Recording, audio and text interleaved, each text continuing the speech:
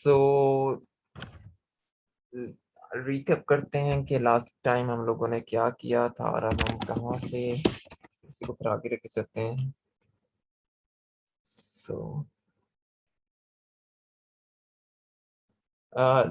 Last lecture में lecture 27 में हम लोगों ने आइंस्टाइन फील्ड इक्वेशंस डिराइव की थी, जिसमें ये हमारे पास आइंस्टाइन टेंसर कर्वेचर की रिप्रेजेंटेशन है और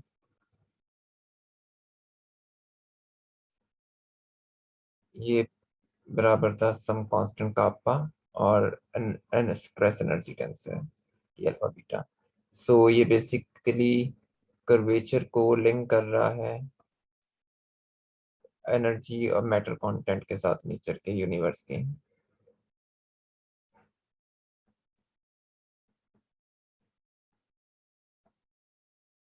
इसमें अभी तक ये कांस्टेंट हमारे पास अननोन है, एक तो हमने इसको कैलकुलेट करना है और देन हमने देखा था कि यहाँ पर कर्वेचर का और कोई कॉम्बिनेशन वर्कआउट नहीं करता, मतलब हमने सिंपली इस सिमेट्रिक कर्वेचर टेंसर को रिची टेंसर को इसके बराबर इक्वेट करके देखा था, बट देन हमें रियलाइज हुआ कि इसका कोवेरिएंट डेरिवेटिव तो जीरो आता है, बट इसका कोवेरिएंट डेरिवेटिव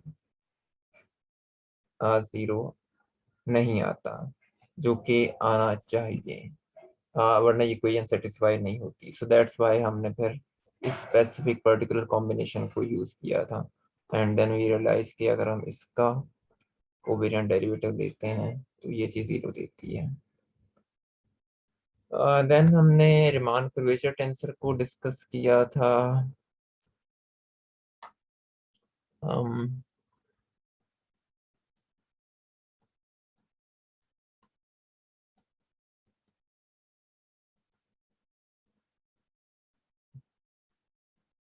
so किसी भी आर्बिट्रेरी मैनिफोल्ड के ऊपर कर्वेचर इंट्रिंसिक कर्वेचर कितना मौजूद है वो हमें इससे पता लगता है, इस टेंसर से जिसकी 4 इंडिसेस होती हैं और इसके टोटल कंपोनेंट्स 256 बनते हैं, लेकिन सिमेट्रीज इंपोज करने के बाद इसके 20 इंडिपेंडेंट कंपोनेंट्स बच जाते हैं। सो उन 20 में से तो 20 independent components, so these are not ICs, these are independent components. Let me write it other way.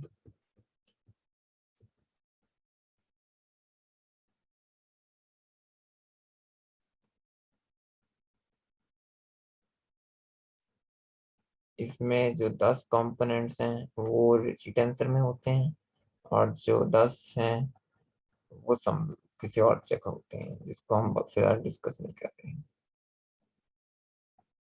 और इसमें टोटल रिची टेंसर में बेसिकली टोटल कंपोनेंट 16 होते हैं, लेकिन 6 रिडंडेंट होते हैं, तो आपके पास 10 बचते हैं। इस मैट्रिक टेंसर है तो वो 6 कंपोनेंट्स 1 2 2 1 3 2 2 3 ये वाले सारे कंपोनेंट्स जो मैं एक ही कंसीडर हो रहे हैं। अच्छा, यहाँ पर एक कुछ यहाँ अब इसके बारे में कुछ बातें जो हम करेंगे इस रिजी टेंसर के इस कर्वेचर टेंसर के बारे में। सो इसमें टोटल इंडिसेस आ रही हैं 4। ये इंडिकेट कर रहे हैं कि ये टेंसर आपके पास 4 डायमेंशन में है। सो अगर हम 1D की बात करें तो मैं इसको RCT कह रहा हूँ, रिमान कर्वेचर है। सो RCT हैज 0 इंडिसेस अगर आप किसी 1D में हैं। अगर ये 0 इंडेक्स होगी तो इसके टोटल नंबर ऑफ कंपोनेंट्स कितने होंगे? 1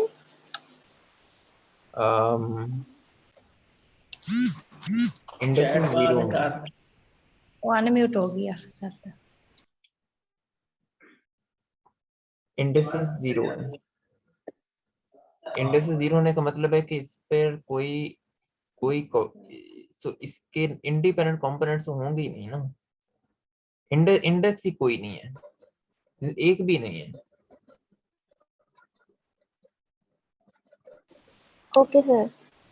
मतलब ये चीज भी नहीं है, इसका मतलब ये नहीं कि ये आर्मी लिखा हुआ है यहाँ पर, ये भी नहीं है, यहाँ पर कुछ भी नहीं है। सो इसका मतलब ये है कि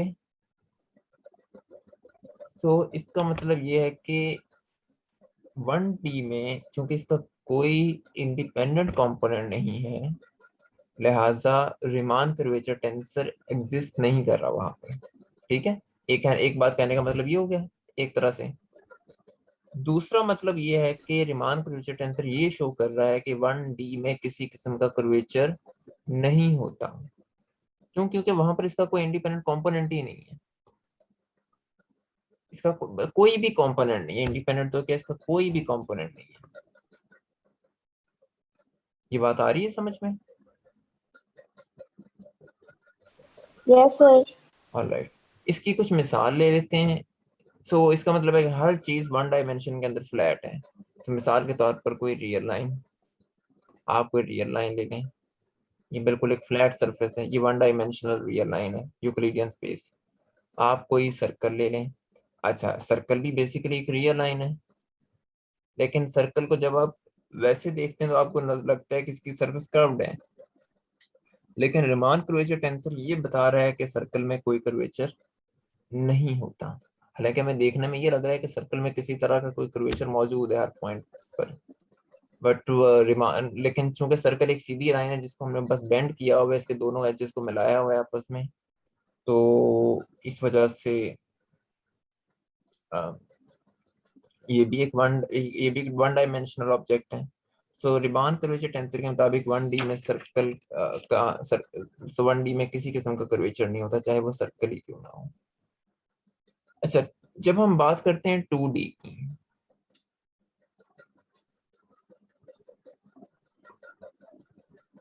2 डायमेंशनल में इसके कितने इंडिपेंडेंट कंपोनेंट होंगे? 10। 1। ठीक है, ये रिड्यूस हो जाएगा 2D में, इस पे दो इंडेक्सेस होंगी और हमारे पास कर्वेचर के कौन से अच्छा इस पे दो इंडेक्सेस होंगी और इसका एक कंपोनेंट होगा, तो ये बन जाता है बेसिकली रिची स्केलर। ठीक है, इसकी डबल कॉन्ट्रैक्शन हो जाती है। सो टू 2D में आपके पास इसका एक इंडिपेंडेंट कंपोनेंट है और वो रिची स्केलर है।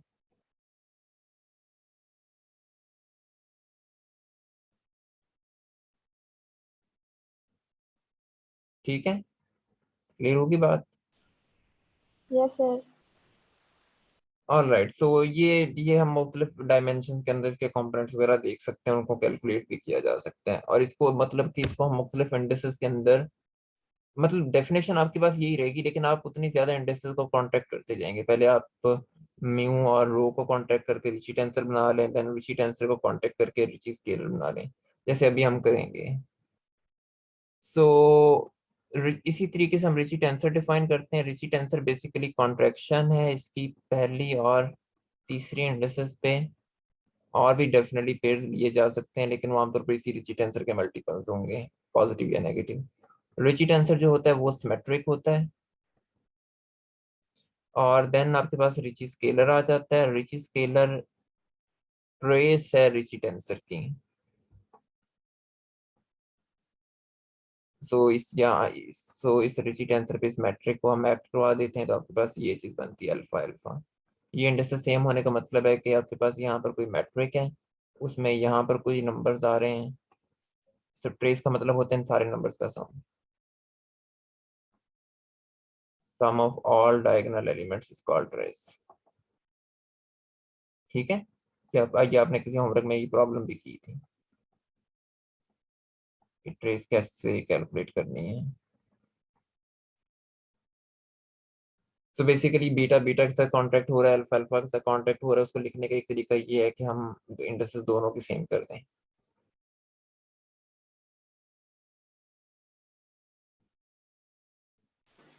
Okay sir. Then last point हमने ये किया था कि पॉइजन इक्वेशन को जनरलाइज किया था। न्यूटोनियन ग्रेविटी में पॉइजन इक्वेशन आपके पास है 4πg रो, ये मैटर डेंसिटी है। हमने इनको जनरलाइज किया था आइंस्टाइन फील्ड इक्वेशंस में, और इसकी जनरलाइजेशन हमने की थी, कोई कर्वेचर है और इसकी जनरलाइजेशन हमने की थी कि टी से रिप्लेस होता है। ये चीज हमने कापा की थी जिसको आज हमने कैलकुलेट करना है। इससे मुराद है इस पूरे की। ठीक है, यहाँ तक कोई क्वेश्चन? और नो इसको सर। आप देख सकते हैं कि पॉइसन इक्वेशन हमने पोटेंशियल फॉर्म में लिखी हुई है, तो बेसिकली ये ग्रेविटी की पोटेंशियल फॉर्मुलेशन है पॉइसन इक्वेशन। हम यूजली इस फॉर्मुलेशन को यूज नहीं करते होते, हम यहीं से स्टार्ट करते हैं, F=G m m/r², या F=m में। हम स्टार्ट यहीं से कर रहे होते हैं। लेकिन जिस तरह आप लोगों ने इलेक्ट्रोमैग्नेटिक थ्योरी में देखा है कि पोटेंशियल फॉर्मुलेशन एक बड़ी पावरफुल फॉर्मुलेशन है। और आपको अगर लेप्लास पॉइसन इक्वेशन दे दी जाए तो देन वहां से आप लेप्लास इक्वेशन और वो कूलम्ब लॉ सारा कुछ कैलकुलेट कर सकते हैं इलेक्ट्रोस्टैटिक्स की रेजिम में रहते हुए। सो और देन वहां पर और भी बहुत सारे फीचर्स हमने पोटेंशियल फॉर्मुलेशन में रहते हुए देखे हैं इनके। सो इसी तरह so, वो उसकी वजह ये है कि पोटेंशियल फॉर्मुलेशन में आप चीजों को एक इन सम सेंस फील्ड्स की फॉर्म में रिप्रेजेंट कर रहे होते हैं। सो बहरहाल इसी तरीके से ग्रेविटी की भी पोटेंशियल फॉर्मुलेशन बहुत इंपॉर्टेंट है। आप इसको इस्तेमाल करके Newton law of gravity calculate कर सकते हैं। F=m में तो खैर इस तरह नहीं निकाला जा सकता, लेकिन बहरहाल ये आप कैलकुलेट कर सकते हैं। सो सो दैट्स वाई हम इसको फील्ड्स की फॉर्म में लिख रहे हैं यहाँ पर, ये पोटेंशियल की फॉर्म में लिख रहे हैं। देन हमने इसको प्रॉपर्ली जनरलाइज किया था। इंस्टेंट फील्ड इक्वेशन पे।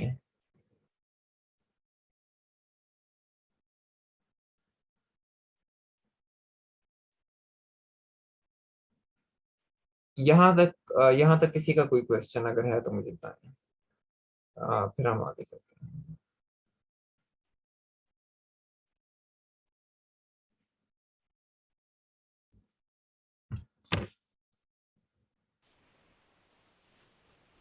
ऑलराइट, सो कुछ कमेंट्स से स्टार्ट करते हैं और देन फिर हम कुछ और स्ट्रेस एनर्जी टेंसर को थोड़ा सा डिस्कस करते हैं।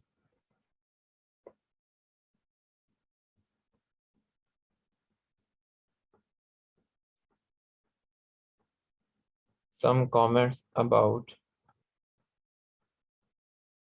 EFE। दोबारा से EFE एक बार लिख लेते हैं। ये इतनी कॉमन इक्वेशन है हमारे केस में कि ये आपको जुबानी याद होनी चाहिए।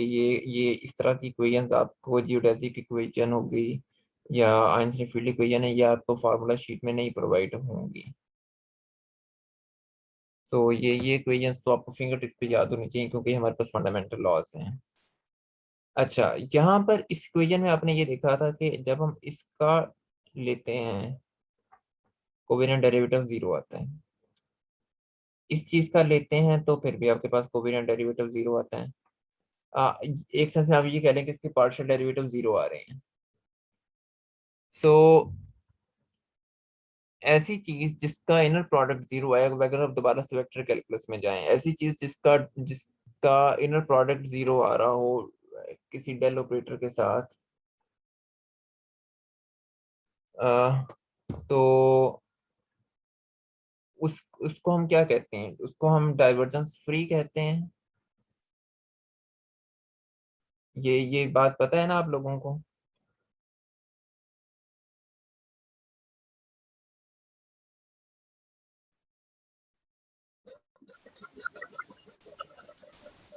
No sir. अच्छा देखें, अगर एक चीज है आप उसका डाइवर्जेंस कैलकुलेट कर रहे हैं, मैग्नेटिक फील्ड है, ये 0 आती है, इस बात का क्या मतलब है कि मैग्नेटिक फील्ड के अंदर डाइवर्जेंस नहीं है? यही मतलब है ना कि ये एक divergence free magnetic field divergence free होती है। जी सर। इसी तरह आप वेक्टर पोटेंशियल की बात कर सकते हैं, डेल डॉट EMT में ये भी 0 आता है।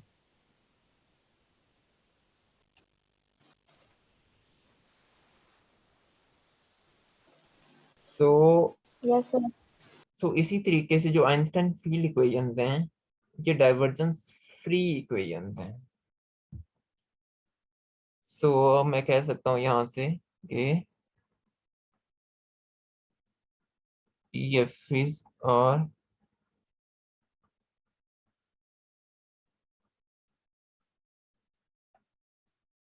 Divergence free. अच्छा, लेकिन इसमें एक चीज हमें जहन में रखनी है कि ये इक्वेशन मोस्ट जनरल फॉर्म नहीं है आइंस्टाइन फील्ड इक्वेशन की, जिस तरह लास्ट लेक्चर में हफ्सा पॉइंट आउट कर रही थी कि ये वो इक्वेशन नहीं है जो हमने शुरू में बात की थी पहले लेक्चर में। ये आइंस्टाइन फील्ड इक्वेशन की सबसे ज्यादा जनरल फॉर्म नहीं है।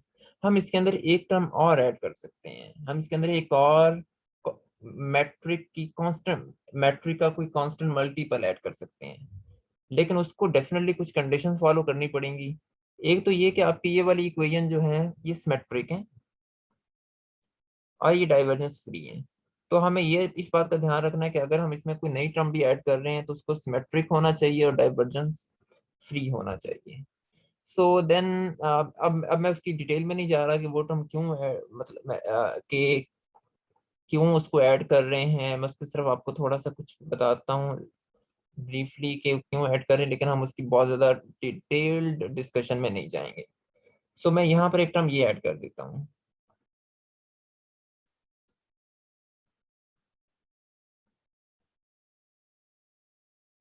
यहाँ पर ये जो लैम्डा है इसको हम कहते हैं कॉस्मोलॉजिकल कांस्टेंट।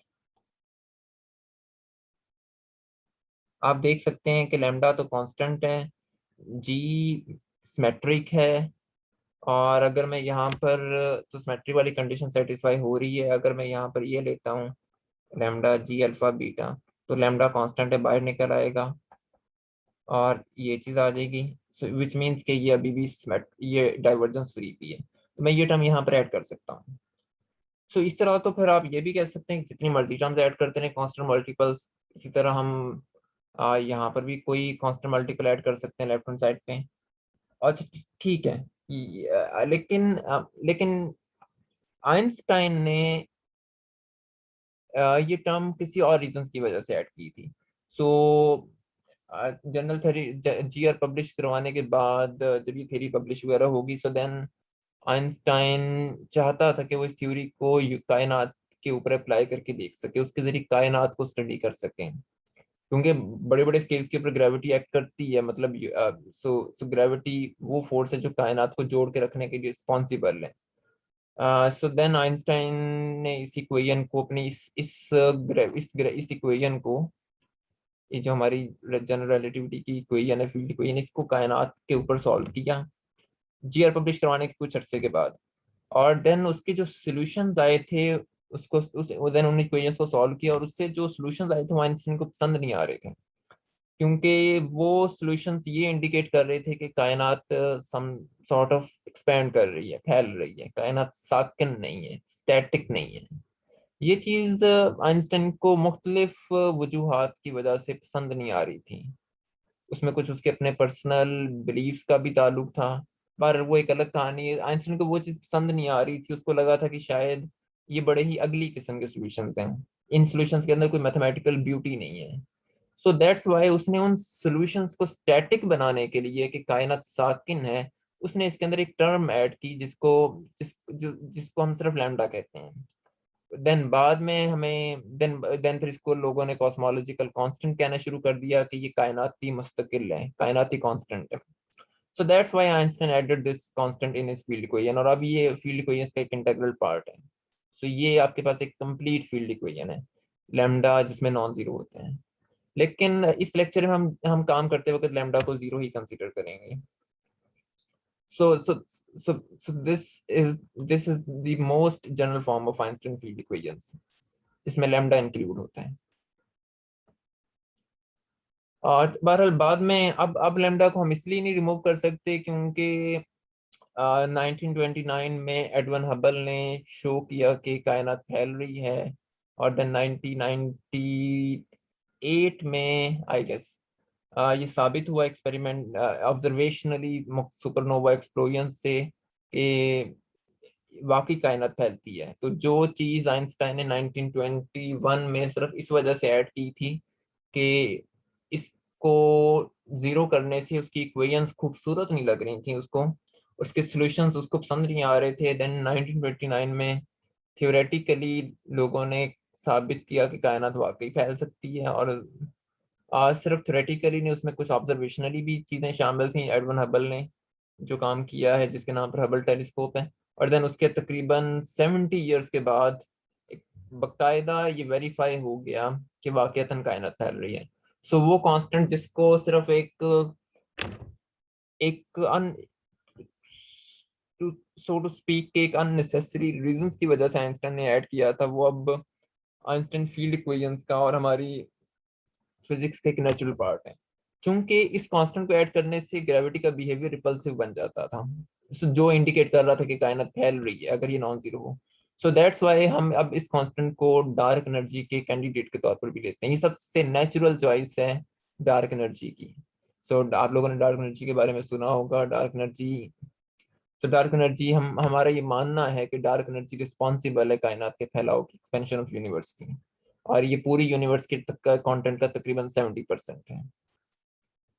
सो बहरहाल यहाँ तक कोई कोई चीज डिस्कस करने वाली आप लोगों की?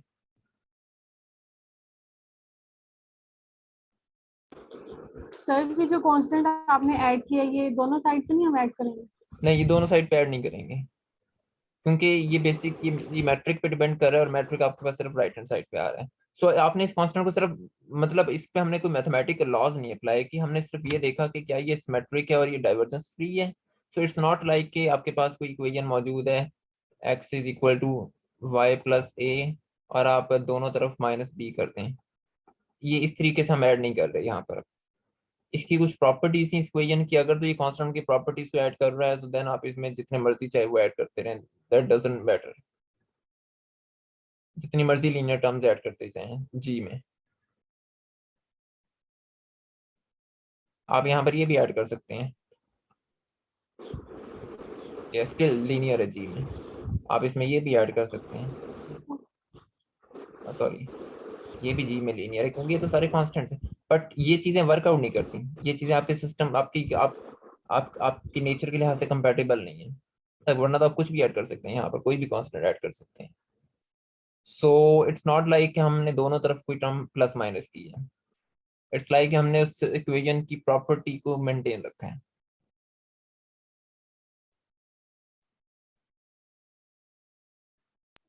Okay sir.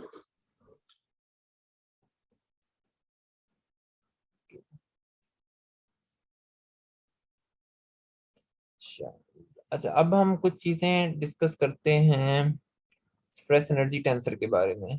मैं आपको इसकी कुछ एग्जांपल्स दूंगा, और हम इनकी डेरिवेशन नहीं करेंगे किसी की भी, लेकिन मैं सिर्फ आपको कुछ मशहूर ज़माना स्ट्रेस एनर्जी टेंसर दिखाऊंगा, और देन उनके बारे में कुछ बातें करेंगे, और देन देखते हैं चीज़ों को। सो स्ट्रेस एनर्जी टेंसर होता क्या है? स्ट्रेस एनर्जी टेंसर को हम लोग टी अल्फा बीटा कहते हैं। टी अल्फा बीटा बेसिकली एक two zero symmetric divergence free tensor है।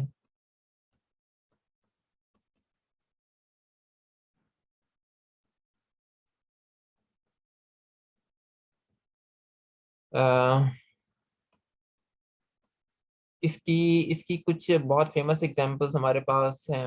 उसमें सबसे सबसे मशहूर और सबसे ज़्यादा इस्तेमाल होने वाला stress energy tensor basically perfect fluid के लिए है। परफेक्ट फ्लूइड होता क्या है अभी हम देखते हैं।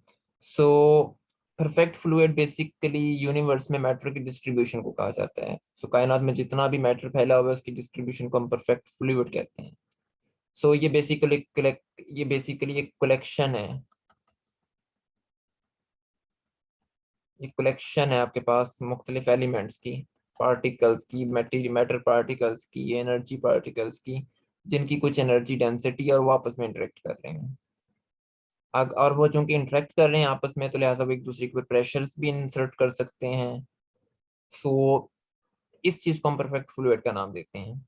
इसका जो स्ट्रेस एनर्जी टेंसर है वो हमारे पास इस फॉर्म में आता है, T alpha beta rho plus P U alpha U beta plus P G alpha beta.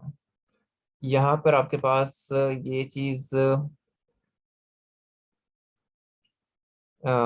Energy density है,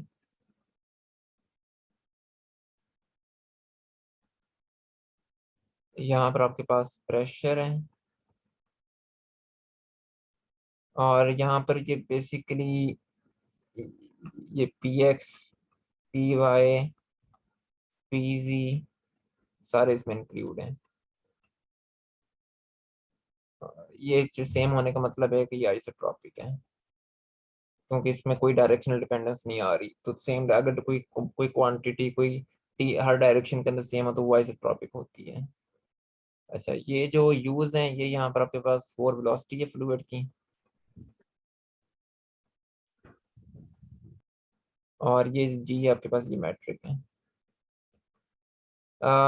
सो आप देख सकते हैं यहाँ पर कि जो टी अल्फा बीटा है बेसिकली वो डिपेंड कर रहा है आपके मैट्रिक पे। सो जो आपका मैट्रिक होगा वो आपके पास टी अल्फा बीटा आएगा। इस ये इक्वेशन, ये इस इक्वेशन की हम डेरिवेशन नहीं कर रहे। ये इक्वेशन डिराइव की जा सकती है, लेकिन वो एक सेपरेट टॉपिक है, इसको ड्राइव करना इतना मुश्किल काम भी नहीं है। बट बहरहाल ये हमारा फिलहाल हमारी हमारी रिक्वायरमेंट नहीं है इस इक्वेशन को ड्राइव करना। अच्छा, वापस चलते हैं अब जरा हम फील्ड इक्वेशंस पे। यूजली फील्ड इक्वेशंस पे काम करते वक्त हमें ये होता है कि आप देख सकते हैं कि राइट हैंड साइड पर जितनी भी टर्म्स आ रही हैं वो जी पे डिपेंड करती हैं। जैसे आपका रिची टेंसर है, और देन जो अगली टर्म रिची स्केलर है वो भी कॉन्ट्रैक्शन है रिची टेंसर की with metric tensor. So right hand side पर आपके पास मैट्रिक की डिस्ट्रीब्यूशन आ रही है। हम अब देखना, और टी अल्फा बीटा हम ये देखना ये चाह रहे हैं कि इस मैट्रिक की डिस्ट्रीब्यूशन के कॉरेस्पॉन्डिंग कौन सी ग्रेविटेशनल फील्ड होगी, यानी कि ये मैटर की डिस्ट्रीब्यूशन किस तरह की ग्रेविटेशनल फील्ड प्रोड्यूस करवा रही होगी।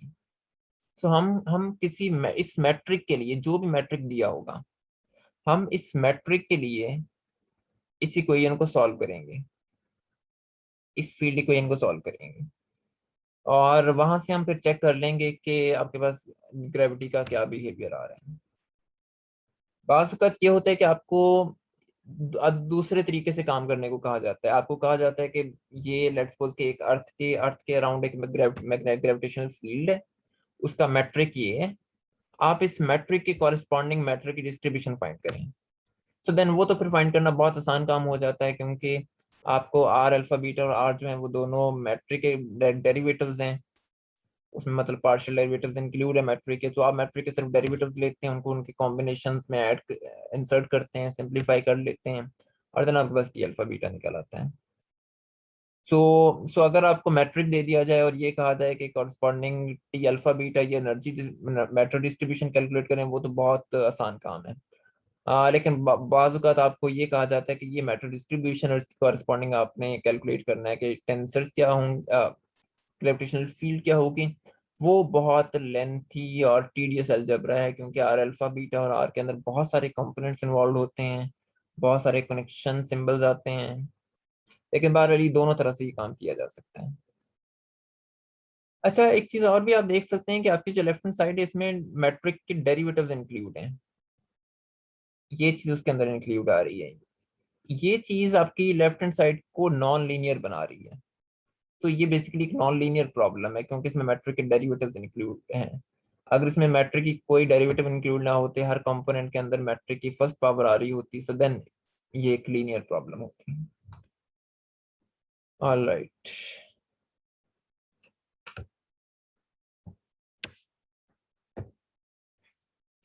अच्छा ये अभी हमने इसको लिखा हुआ है कंपोनेंट फॉर्म में, हम इनको टेंसर फॉर्म में भी लिख सकते हैं। टेंसर फॉर्म में इस इक्वेशन को कैसे लिखा जा सकता है? सो ये tensor rho plus P, U का टेंसर प्रोडक्ट यू के साथ, प्लस पी, और यहाँ पर इसका आ गया जी का जी एज अ टेंसर की फॉर्म में आ गया। क्लियर है यहाँ तक बात?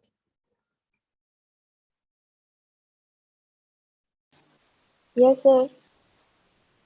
अच्छा, अब अगर आप फ्लूइड के फ्रेम में जाएं, मतलब कि आप अ, आप उस फ्लूइड के साथ साथ मूव कर रहे हैं, जिस आपकी फोर वेलोसिटी फ्लूइड की वेलोसिटी के साथ मैच करी, तो बेसिकली आप फ्लूइड के फ्रेम में चले गए।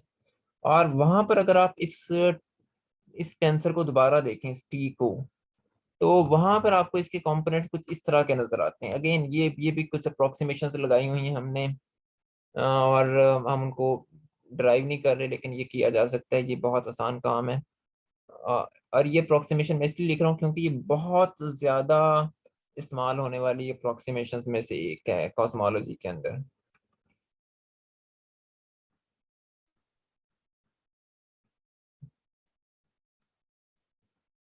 ये आपके पास ये एक बड़ा ही खूबसूरत डायगोनल मैट्रिक्स बन जाता है। सो फ्लूइड के फ्रेम में आपके पास मैटर एनर्जी डिस्ट्रीब्यूशन कुछ इस तरीके से आती है।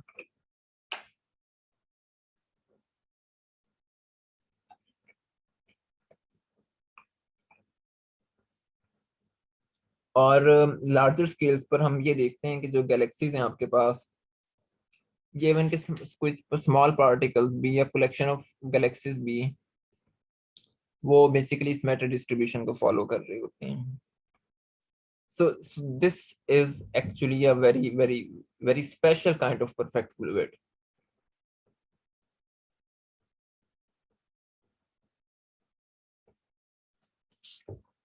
फ्लूइड के फ्रेम में देन हमारे पास एक और बड़ी ही कॉमन चीज आती है। एक और तरह के पार्टिकल्स हम क्लासिफाई करते हैं जिनको हम डस्ट कहते हैं। डस्ट का मतलब भी फ्लूइड ही होता है, लेकिन ये वो फ्लूइड होते हैं, वो फ्लूइड पार्टिकल्स होते हैं जो आपस में इंटरेक्ट नहीं कर रहे होते हैं। अगर ये आपस में इंटरेक्ट नहीं करेंगे तो इट मीन्स कि इनके लिए जो प्रेशर के कंपोनेंट्स है वो जीरो होते हैं। ठीक है। तो अगर एक कोई दो यस सर। पार्टिकल्स आपस में एक दूसरे के ऊपर फोर्स नहीं लगा रहे, तो दोनों के लिहाज से एक दूसरे का प्रेशर जीरो होगा। सो इस सूरत में आपके पास जो टी अल्फा बीटा होता है, ये इसकी बड़ी ही कोई सिंपलीफाइड फॉर्म बन जाती है, 0 0 0 0 0 0 0, और ये सारे कंपोनेंट जीरो। इसमें सिर्फ एक ही कंपोनेंट रो आता है, बाकी कुछ भी नहीं आता। सो इस चीज को हम डस्ट कह रहे हैं। So basically non interacting fluid है।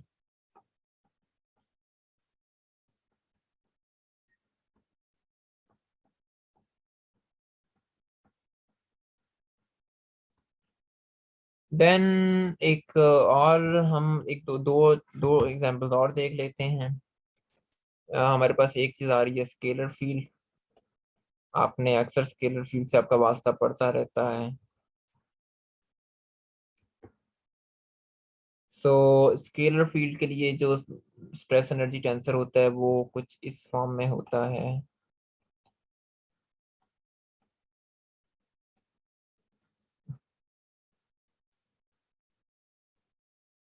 Partial alpha phi partial beta phi plus -1/2 partial rho phi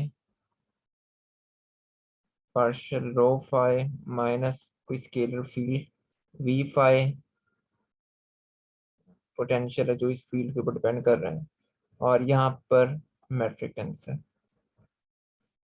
सो ये एक तरह से परफेक्ट फ्लूइड की जनरलाइजेशन है, और हम कह सकते हैं कि इन सम सेंस हम शो कर सकते हैं कि स्केलर फील्ड जो है वो परफेक्ट फ्लूइड की तरह बिहेव करती है। सो इस पे मैं ज्यादा फोकस इसलिए नहीं कर रहा क्योंकि आप लोगों ने, आई हैव नो आइडिया कि आप लोगों ने स्केलर फील्ड्स को किसी कोर्स में पढ़ा है या नहीं पढ़ा। बट यूजली इलेक्ट्रोमैग्नेटिज्म में या फिर क्लासिकल मैकेनिक्स में किसी हद तक हम जिक्र करते हैं। बहरहाल ये सिर्फ एक टेंसर है जिसकी एक फॉर्म है, इस पे बहुत ज्यादा रिलाई ना करें।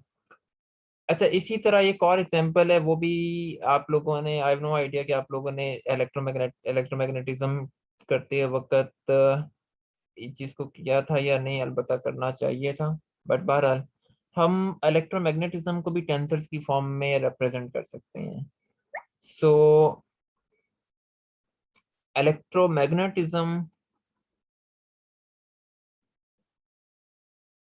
इलेक्ट्रोमैग्नेटिज्म की जो फील्ड इक्वेशन बनती है, और उसके लिए पहले हमें एक टेंसर डिफाइन करना पड़ता है। उसके टेंसर को एफ अल्फा बीटा कहते हैं। ये एंटी सिमेट्रिक टेंसर है। ग्रेविटी का जो टेंसर होता है वो सिमेट्रिक होता है, इलेक्ट्रोमैग्नेटिक फील्ड का टेंसर जो है वो एंटी सिमेट्रिक होता है। तो यानी कि F alpha beta is not equal to F beta alpha. अच्छा, इसको भी हम कोवेरिएंट डेरिवेटिव्स की फॉर्म में लिख सकते हैं।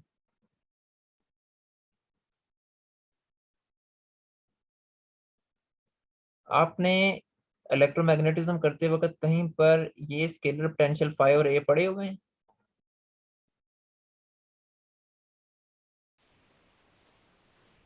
बियोट सेवर्ट लॉ नो करने के बाद सर। आपने जब मैक्सवेल इक्वेशंस को करने के लिए वेक्टर पोटेंशियल की टर्म्स में नहीं लिखा है कहीं पर कभी भी? No sir. सीरियसली आप लोगों को बिल्कुल नहीं पता मैग्नेटिक वेक्टर पोटेंशियल क्या होता है?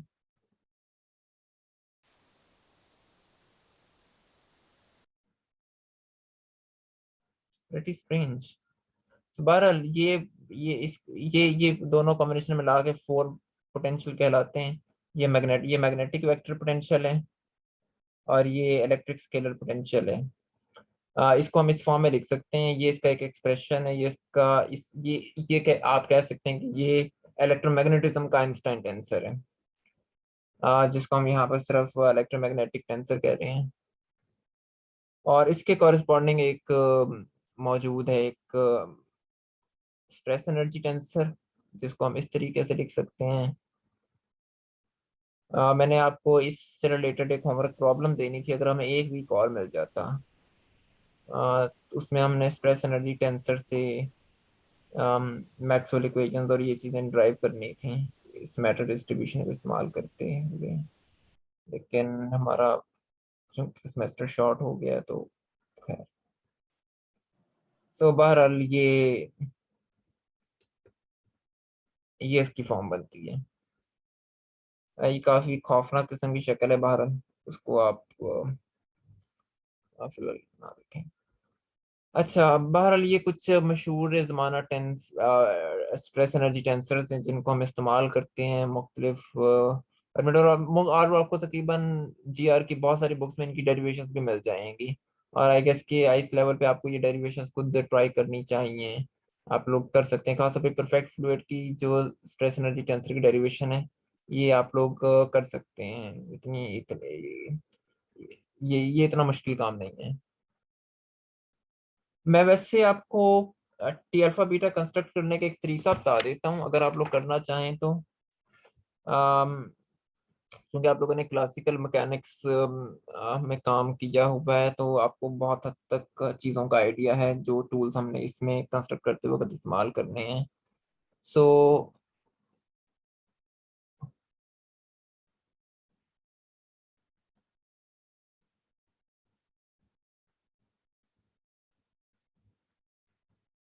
Journal method of constructing T alpha beta, उसका सबसे आसान तरीका ये है कि सबसे पहले आप लिखें लेग्रांजियन लिखें, और देन ये एक फार्मूला हमारे पास मौजूद है, इस फार्मूले को इस्तेमाल करके आप टी अल्फा बीटा कैलकुलेट कर सकते हैं। ये डेफिनेशन है 2/-जी। और आपने जो आपका मैटर एक्शन है, आपको एक्शन का पता है क्लासिकल मैकेनिक्स से, उसका फंक्शनल डेरिवेटिव ले लेना विद रिस्पेक्ट टू मैट्रिक। इस फार्मूले के जरिए आप टी अल्फा बीटा कैलकुलेट कर सकते हैं। और आपको पता है कि जो आपके पास ये एक्शन है एस मैटर, ये लैग्रांजियन का फंक्शन हो, ये लैग्रांजियन पे डिपेंड करता है। तो लिहाजा हम इसमें अब लैग्रांजियन ऐड कर देते हैं। यह सारी चीजें आप लोगों ने क्लासिकल मैकेनिक्स में क्लासिकल फील्ड थ्योरी में की हुई हैं। ये लैग्रांजियन डेंसिटी यहाँ पर आ गई। सो इस फार्मूला को इस्तेमाल करके आप लोग टी अल्फा बीटा निकाल सकते हैं। क्लियर? अब प्लीज ये ना कहिएगा कि आपको एक्शन का भी नहीं आइडिया पता है ना एक्शन क्या होता है। No sir. आप लोगों ने क्लासिकल मैकेनिक्स में क्या पढ़ा है फिर? क्लासिकल मैकेनिक्स का कोर्स है ना आपके सिलेबस में? जी सर है।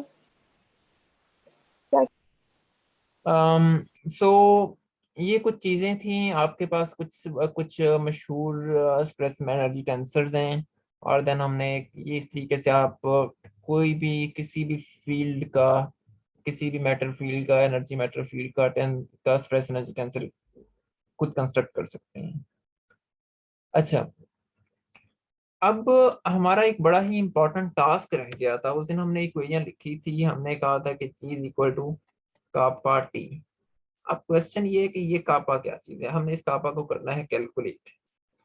और इस कापा को कैलकुलेट करने के लिए हम फील्ड इक्वेशन को एक ऐसी रजीम में जाके कैलकुलेट करेंगे जिस जहां पर हमें पता है कि ग्रेविटी कैसे बिहेव करती है।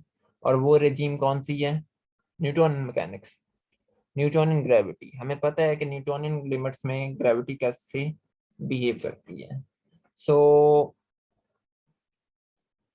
सो इस चीज को नाम दिया जाता है वीक फील्ड अप्रोक्सीमेशन का, क्योंकि यहाँ पर आपके पास अब ग्रेविटेशन फील्ड बहुत ज्यादा स्ट्रांग नहीं होती, बहुत ज्यादा वीक होती है।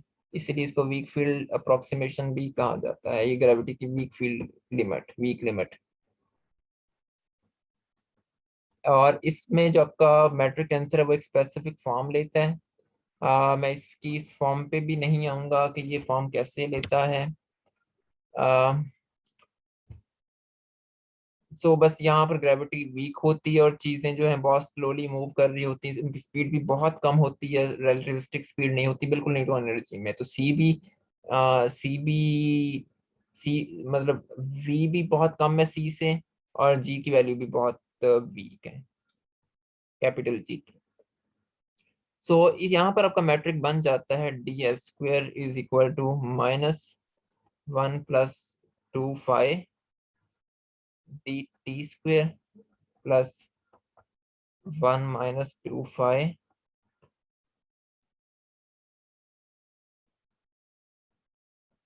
ये चीज बन जाती है। अच्छा, यहाँ पर फाई आपके पास ग्रेविटेशनल पोटेंशियल है।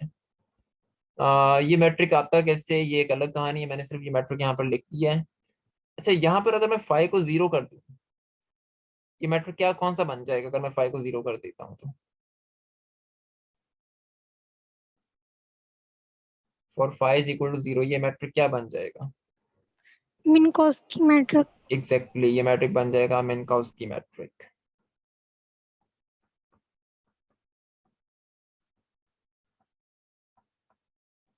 अच्छा, यहाँ पर हमने ना कुछ कंडीशंस लगानी है। एक तो कंडीशन हमें ये है कि जो फाई आपके पास ये सिर्फ और सिर्फ पोजीशन का कंपोनेंट है, आर का कंपोनेंट, आर का फंक्शन है। इसमें कोई टाइम डिपेंडेंस मौजूद नहीं है, ये टाइम के ऊपर डिपेंड नहीं कर रहा। बेसिकली फाई ऑफ टी 0 है, लेकिन phi of R non zero है। और इसकी जो मैग्नीट्यूड होगी वो बहुत ज्यादा वीक है। ठीक है, अब इस मैट्रिक के लिए हमने लिखनी है फील्ड इक्वेशंस। अब इस मैट्रिक के लिए फील्ड इक्वेशन लिखने का जो हमारा एक हेरिस्टिक अप्रोच होगी वो ये कि हम सबसे पहले जी निकालेंगे यहाँ से। देन उस जी के बाद हमें जी इनवर्स भी चाहिए होगा, क्योंकि हमने क्रिस्टोफर सिंबल्स कैलकुलेट करने हैं। जी इनवर्स आपके पास आ जाएगा तो आप ये क्रिस्टोफर सिंबल्स कैलकुलेट कर सकते हैं, जो कि असल में फर्स्ट पार्शियल डेरिवेटिव्स हैं मैट्रिक के।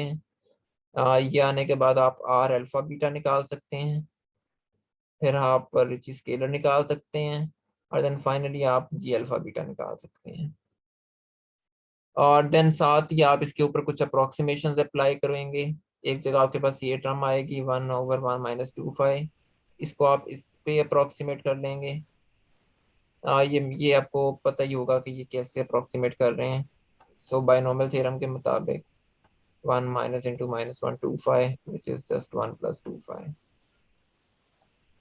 और इसमें कुछ और आपने हायर ऑर्डर टर्म्स को इग्नोर कर देना है, मतलब का फाई का स्क्वायर भी 0 होगा अप्रोक्सीमेटली। ये जो टर्म्स आ रही हैं फाई का डेरिवेटिव और फाई का प्रोडक्ट, ये भी 0 कर देना है। ये सारी सारी कंडीशंस लगा देनी है आपने, जो भी आपके पास इक्वेशंस आएंगी। और देन आपके पास जी निकल आएगा। अब मैं ये सारा कुछ करूंगा नहीं, ये सारा कुछ मैंने आज के क्विज में शामिल किया है। आपने आज के क्विज में ये सारा कुछ करना है। अगले 3 दिन आप लोगों ने सिर्फ जीआर करनी है और कुछ भी नहीं करना। तो ये क्विज भी आप रात तक जमा करवा सकते हैं। आपने ये सारी चीजें करनी है और मैं इनके रिजल्ट्स यहाँ पर लिख देता हूँ कि आपके पास रिजल्ट्स क्या आएंगे। रिजल्ट्स आपके पास ये आएंगे कि जब आप मैट्रिक टेंसर निकाल लेंगे, सॉरी आइंस्टीन टेंसर निकाल लेंगे, तो उसमें जो 0 0 वाले कंपोनेंट्स हैं वो आपके पास इसके बराबर आएंगे, 2 डेल्टा स्क्वायर फाई। और जो G0i वाले कंपोनेंट हैं या GI0 वाले कंपोनेंट है, ये भी जीरो होंगे। और जो GIJ वाले कंपोनेंट्स हैं ये भी जीरो होंगे। लेकिन आपने डेफिनेटली ये काम करने के लिए हमारे पास आजकल कंप्यूटर प्रोग्राम्स मौजूद हैं। मतलब हम ये काम सिंपल एक छोटे से कोड लिखते हैं, पाइथन में लिखें, मैथमेटिका में लिखें, किसी भी लैंग्वेज में लिखें, हम वो सारा कुछ करके निकाल के दे देते हैं, हमें बता देते हैं कि ये कंपोनेंट्स हैं। ये हम लोग हाथ से नहीं करते। लेकिन आप लोगों ने ये सारा काम हाथ से करना है। इसमें भी और पेपर में भी अगर इस तरह के सवाल आते हैं, आप लोगों ने कोड्स यूज नहीं करने हैं, क्योंकि एक दफा जिंदगी में ये चीजें हाथ से करनी चाहिए। ये हमने भी की थी, हमारे टीचरों ने भी की थी, और डेफिनेटली आपको भी करनी चाहिए ताकि आपको पता हो कि सिस्टम काम कैसे करता है।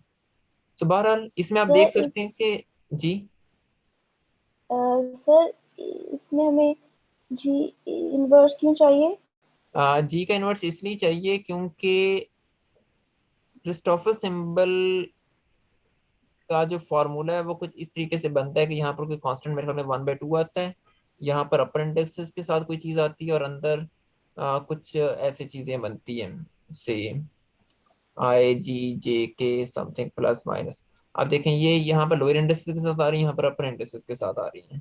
तो बेसिकली इसलिए आपको इन्वर्स चाहिए। ओके सर, ठीक है। लेकिन आप देख सकते हैं कि ये जो मैट्रिक है ये डायगोनल है, ये वाला मैट्रिक। मतलब यहाँ पर जी तो सिंपली ये बन जाएगा -1 + 2 फाइ, 1 + 2 फाइ, 1 + 2 फाइ, 1 + 2 फाइ, यही बन जाएगा। और डायगोनल मैट्रिक्स यस का सर। इन्वर्स लेना बहुत आसान होता है। जी। आपने सिर्फ इनके इन्वर्सेस लिख देने, 1/1 + 2, 1/1 + 2 फाइ, 1/1 - 2 फाइ, 1/1 - 2 फाइ, वो इसका इन्वर्स आ जाएगा। Okay sir. So diagonal matrix में तो ये काम करना बहुत आसान है। ओके सो अब आप देख सकते हैं कि इसमें सिर्फ 0 0 वाले कंपोनेंट जो हैं वो नॉन जीरो और बाकी सारे कंपोनेंट जीरो आ रहे हैं। तो लिहाजा जब आप ये फील्ड इक्वेशन आप लिखते हैं, ये वाली G α β कापा T α β, इसमें आपको सिर्फ अल्फा और बीटा जीरो पे इवेलुएट करने हैं, क्योंकि बाकी तो सारे कंपोनेंट जीरो हैं। ठीक है। Okay sir. और चूंकि यहाँ पर ये काम करते वक्त हम एज्यूम करेंगे कि अच्छा, क्योंकि हम न्यूटोनियन लिमिट में हैं, तो यहाँ पर कौन सी चीज ग्रेविटेट करेगी? सिर्फ और सिर्फ मैटर। एनर्जी ग्रेविटेट नहीं करेगी।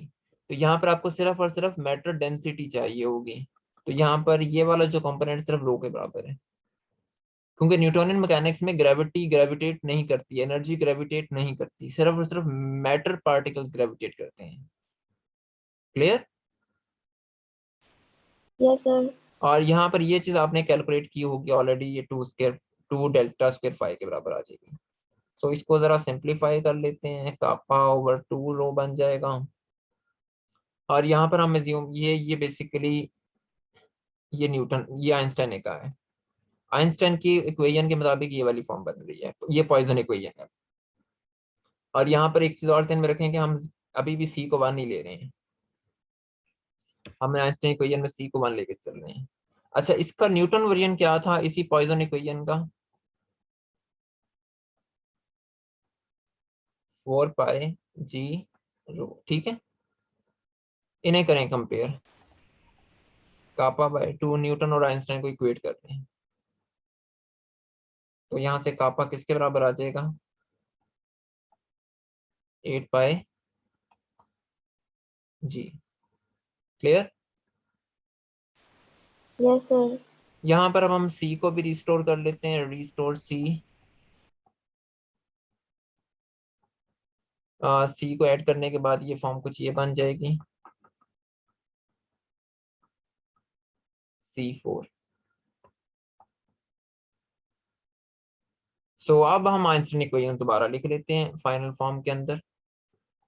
Are alpha beta -1/2 G alpha beta R plus lambda G alpha beta is equal to 8πg/c/4t alpha beta.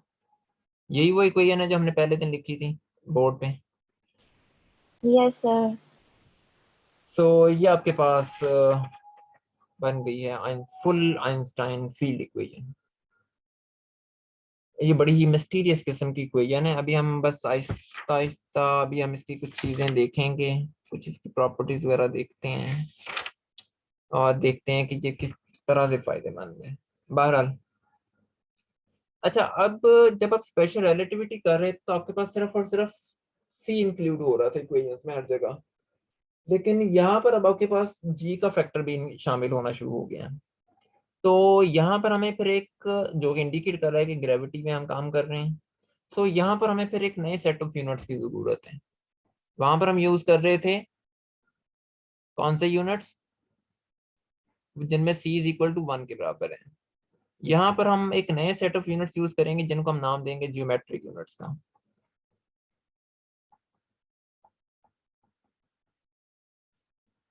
So geometric units में c और g दोनों को 1 ले लिया जाता है। सो जब हम बात करते हैं कि हमने c को 1 लेना है स्पेशल रिलेटिविटी में, इसका मतलब ये होता है कि हम कन्वर्ट कर रहे हैं, हम मीटर और सेकंड में से किसी एक को एलिमिनेट कर रहे हैं और किसी एक को रख रहे हैं। तो बेसिकली सी के अंदर दो चीजें आ रही है ना, मीटर भी आ रहा है, मीटर पर सेकंड आ रहा है। सो सी बेसिकली मीटर पर सेकंड है। सो हम ये कन्वर्ट कर रहे होते हैं। सी को 1 रखने का मतलब ये होता है कि कन्वर्ट कर रहे होते हैं मीटर को सेकंड में या सेकंड्स को मीटर में। हम यूजली कैलकुलेशन मीटर्स में करते हैं और हम सेकंड्स को एलिमिनेट कर देते हैं। मतलब अगर मैं स्पेशल रिलेटिविटी के नेचुरल यूनिट्स में बात कर रहा हूँ तो, और अब मैं आपसे पूछता हूँ कि आज हमने क्लास कितने बजे शुरू करनी है, आप मुझे कहते हैं कि हम 9 बजे शुरू करेंगे, या कह लें कि हम 60 मिनट के बाद शुरू करेंगे, तो नेचुरल यूनिट्स में इस बात का मतलब ये होगा कि हम 60 सेकंड के 60 मीटर के बाद क्लास शुरू करेंगे। या आज आपका लेक्चर कितनी देर का हुआ है, 90 मिनट का हुआ है, नहीं, या हमारा लेक्चर आज 90 मीटर का हुआ है। सो ये बेसिकली आपके पास नेचुरल यूनिट्स हैं। इसी तरह जब हम जी को भी 1 कर देते हैं, सो जी को जी बेसिकली आपके पास बराबर आता है मीटर 3 किलोग्राम -1 s-2। इसका मतलब ये होता है कि हम कन्वर्ट कर रहे हैं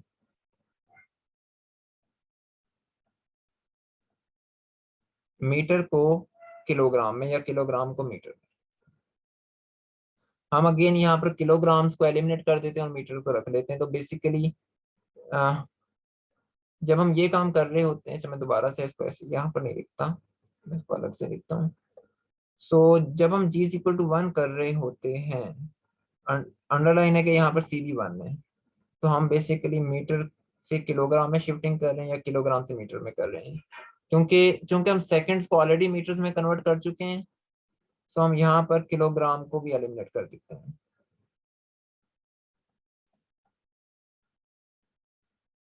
सो अगर मैं अब इस बात का मतलब ये होगा कि जनरल रिलेटिविटी में अगर मैं आपसे पूछता हूँ कि सो सो कि इस चीज सो लेट्स सपोज के आप इस किताब का वजन कितना है और आप मुझे कहते हैं कि इसका वजन 1 किलोग्राम है। सो बेसिकली मैं कहूंगा कि अच्छा इसका वजन 1 मीटर है। सो ये यूनिट थोड़े से देखने में अननेचुरल लगते हैं, अजीब से लगते हैं, बट ये वर्क करते हैं, ये नेचर में वर्क करते हैं, तो इसीलिए इसीलिए हम इनको यूज करते हैं और ये आपकी कैलकुलेशंस को बहुत ज्यादा सिंप्लीफाइड कर देते हैं। सो शुट्स की बुक में इनकी कुछ एग्जांपल्स भी दी हुई हैं, आप इनको वहां से लाजमी देखें। और जहां तक इसकी कंपैरिजन, जहां तक इसकी कन्वर्जन फैक्टर का ताल्लुक है, तो वो ये बनता है 1 इज इक्वल टू g/c²। अगर इनकी रेशियो 1 के बराबर आ रही हो तो ये चीज 7.425 मल्टीप्लाई बाय 10⁻⁻28 मीटर पर किलोग्राम, जिस बात का मतलब ये है कि 1 किलोग्राम में 7.425 मल्टीप्लाई बाय 10⁻28 मीटर होते हैं। ये कन्वर्जन है किलोग्राम से मीटर्स में। ठीक है, कोई कंफ्यूजन यहाँ तक, कोई क्वेश्चन?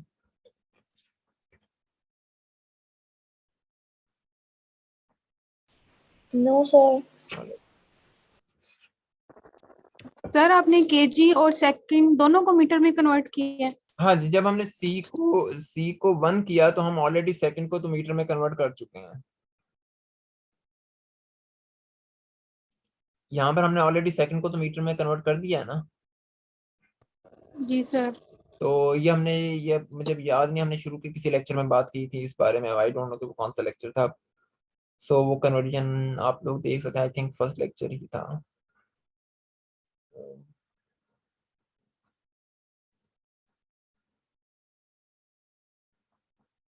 लेट्स सी के कौन सा लेक्चर था।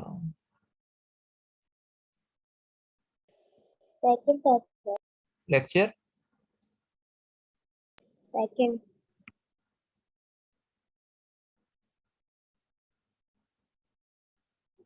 सेकंड देख लेते हैं।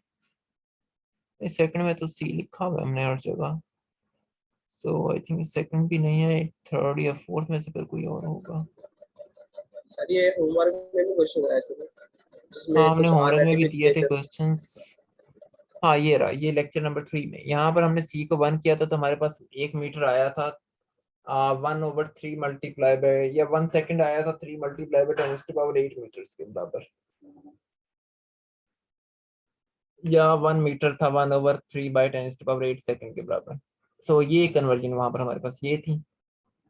सो इसी तरीके से यहाँ पर हमारे पास कन्वर्जन की आ रही है। तो इसमें वो दोनों जब हम सी और जी को 1 ले रहे हैं तो फिर वो दोनों कन्वर्जन इंक्लूडेड है बीच में। ठीक है,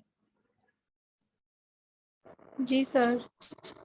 ऑल राइट। सो कुछ और कमेंट्स हैं आइंस्टाइन फील्ड इक्वेशंस के बारे में,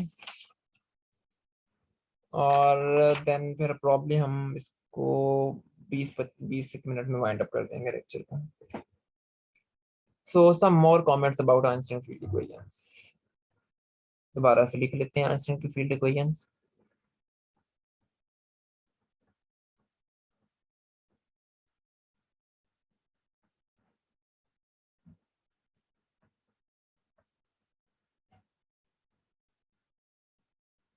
अच्छा, यहाँ पर अगर आप इसकी इस साइड पे गौर करें, इस साइड के अंदर आपके पास मैट्रिक भी इंक्लूड है, मैट्रिक का इनवर्स भी आ रहा है, मैट्रिक के फर्स्ट डेरिवेटिव्स भी हैं और मैट्रिक के सेकंड डेरिवेटिव्स भी हैं, क्योंकि जो कर्वेचर टेंसर है वो बेसिकली वो क्रिस्टोफल सिंबल का फर्स्ट डेरिवेटिव है, कनेक्शन का फर्स्ट डेरिवेटिव है, यानी कि मैट्रिक का सेकंड डेरिवेटिव है। सो अभी हमने एक बात की थी कि अगर आपको टी दे दिया जाए तो आप कॉरस्पॉन्डिंगली ये कर्वेचर कैलकुलेट कर सकते हैं, या एक दूसरा तरीका ये होता है कि अगर आपको जी दे दिया जाए तो देन आप जी इनवर्स निकालें, पार्शियल जी निकालें, पार्शियल स्क्वायर जी निकालें, और इस लेफ्ट हैंड साइड में इंसर्ट करें और टी अल्फा बीटा निकालें। अच्छा, इसमें इसमें टोटल नंबर ऑफ इक्वेशंस कितनी आ रही हैं?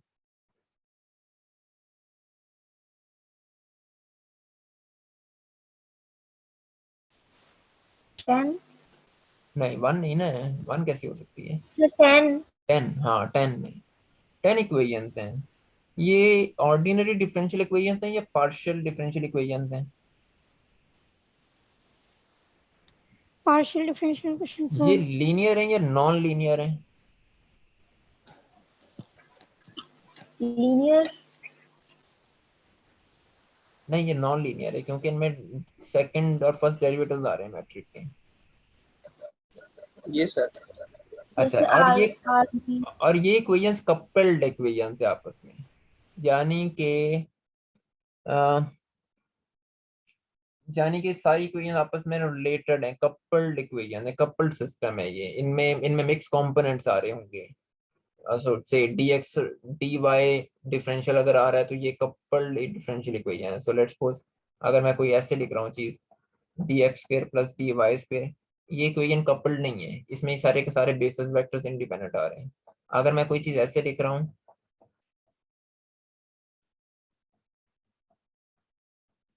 2dx dy, तो ये कपल्ड सिस्टम है। सो ये भी इक्वेशंस जो हैं ये कपल्ड हैं। सो ये हमारे पास असल में ये हमारे पास, अब मैं इनको ज्यादा ब्रॉडली लिख सकता हूँ फिर कि ये मेरे पास 10 नॉन लीनियर कपल्ड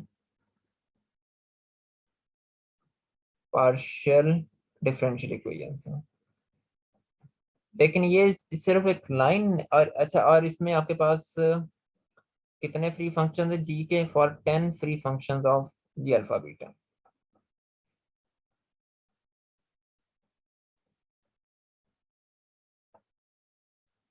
तो जी अल्फा बीटा के 10 फ्री फंक्शंस के लिए आपके पास ये 10 इक्वेशंस आ रही हैं। अच्छा, ये लेकिन देखने में जितना आसान लग रहा है ना, ये इतना आसान चीज अब रही नहीं है। पहली बात तो ये कि non linear equations, partial differential equation तक तो बात ठीक है, हमें पता है कैसे सॉल्व कर सकते हैं। लेकिन एक तो ये इक्वेशंस नॉन लीनियर हैं और दूसरा ये कपल्ड हैं। इस तरह की इक्वेशंस को सिंपलीफाई करना बहुत बहुत मुश्किल काम है। हम कर सकते हैं बाय हैंड, लेकिन भाई बहुत लेंथी टास्क है और अच्छा खासा टाइम कंज्यूमिंग चीज है। सो बहरहाल हमने हमने इसके ऊपर कुछ एक्स्ट्रा कंडीशंस लगाई हुई हैं और फिर हम देखते हैं कि आपके पास टोटल नंबर ऑफ इक्वेशंस कितनी बच जाती हैं, कितनी रिड्यूस हो जाती हैं। और अभी हम थोड़ी देर बाद ग्रेविटी के साथ ये नॉन लिनियरिटी वगैरह का जिक्र करेंगे। आपको ये पता है कि हमने इसके ऊपर एक एक्स्ट्रा कंडीशन ये लगाई हुई है, जैसे लेफ्ट हैंड साइड की बात करें,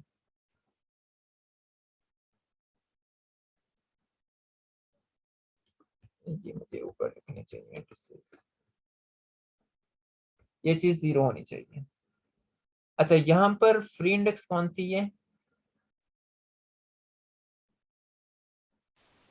बीटा। बीटा। और बीटा की 4 वैल्यूज हैं, इसका मतलब है कि 4 इक्वेशंस हैं जो 0 होनी चाहिए। इसका मतलब है कि इसके ऊपर हम 4 एडिशनल कंस्ट्रेंट्स अप्लाई कर रहे हैं आपकी आइंस्टाइन फील्ड इक्वेशन की लेफ्ट हैंड साइड पर। So it impose 4 additional constraints, restrictions for each value of beta। अब आपके पास फिर इंडिपेंडेंट इक्वेशंस कितनी रह गई? 4 तो यहां से निकल गई, 4 तो और अपने रिस्ट्रिक्शंस लगा दी ना उनपे, 6 6 रह गई। ठीक हो गया। अच्छा, अब आपके पास 6 इंडिपेंडेंट इक्वेशंस हैं। अब दोबारा से देखते हैं, हम किसी आर्बिट्रेरी कोऑर्डिनेट के अंदर ट्रांसफॉर्मेशन करते हैं, स्पेस टाइम के अंदर बात कर रहे हैं। आपके पास 4D स्पेस टाइम में कितने कोऑर्डिनेट्स होते हैं?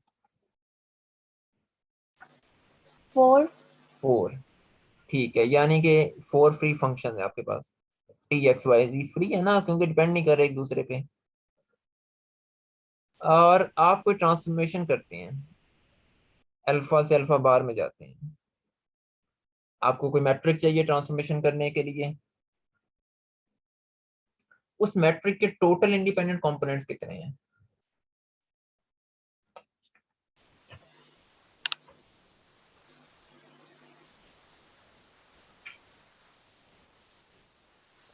मैट्रिक 4 के होंगे सर। नहीं, मैट्रिक के 10। सर 10। 10 होंगे। अच्छा अच्छा, ये वाली बात करने से पहले एक और चीज हम देख लेते हैं। आपके पास यहाँ पर टोटल इंडिपेंडेंट इक्वेशंस कितनी बची थी? 10। ठीक है, और इनको कितने free yes. Function satisfy, sorry, कितनी यहाँ पर बची थी आपके पास इक्वेशन? 10 माइनस सर 6 थी। 4 इज इक्वल टू 6। और इनको कितने फ्री फंक्शन सेटिस्फाई कर रहे हैं? 10। 10। अब 4 फ्री फंक्शंस एक्स्ट्रा आ रहे हैं। ये काम मैथमेटिकली खराब है। आपके पास फ्री फ्री फंक्शन भी असल में होने कितने चाहिए? 6 ही होने चाहिए, 6 इक्वेशंस को सेटिस्फाई करने के लिए, वरना कोई ना कोई रिडंडेंसी आ रही होगी, कोई और इशू आ जाएगा। सो हमें अब इस गैप को किसी तरीके से फिल करना है। वो फिल करने के लिए हमने बात की, ये वाली बात की कि 4 डायमेंशनल स्पेस टाइम आपके पास 4 फ्री फंक्शंस आ रहे हैं। लेकिन लेकिन ये ट्रांसफॉर्मेशन किसी मैट्रिक के थ्रू हो रही है। मैट्रिक के total number of independent components कितने हैं? 10 10। सर। 10। उन 10 में से 4 इंडिपेंडेंट कंपोनेंट्स को तो ये 4 फ्री फंक्शन सेटिस्फाई कर देंगे, बाकी कितने बचेंगे? 6 बच जाएंगे। 6 बच जाएंगे। तो मैट्रिक के अंदर कितने इंडिपेंडेंट कंपोनेंट, कितने फ्री फंक्शन हैं? 4। 6। क्योंकि उनमें से टोटल कितने थे? 10। 10 में से 4 को तो इन 4 ने सेटिस्फाई कर दिया है, इसे 6 बच गए। Yes sir. तो 4 डायमेंशनल स्पेस टाइम में इन 6 इक्वेशंस को सेटिस्फाई करने के लिए मैट्रिक के कितने फ्री फंक्शंस हैं? 6 सर। 6। सो ये वाला मसला हमारा हो गया सॉल्व। तो बेसिकली आपके पास ये 6 non linear coupled partial differential equations बचती हैं फिर 4 डायमेंशनल स्पेस टाइम में। जनरली ये 10 हैं, जनरली ये 10 हैं, लेकिन 4D स्पेस टाइम में ये 6 बनती हैं। क्लियर?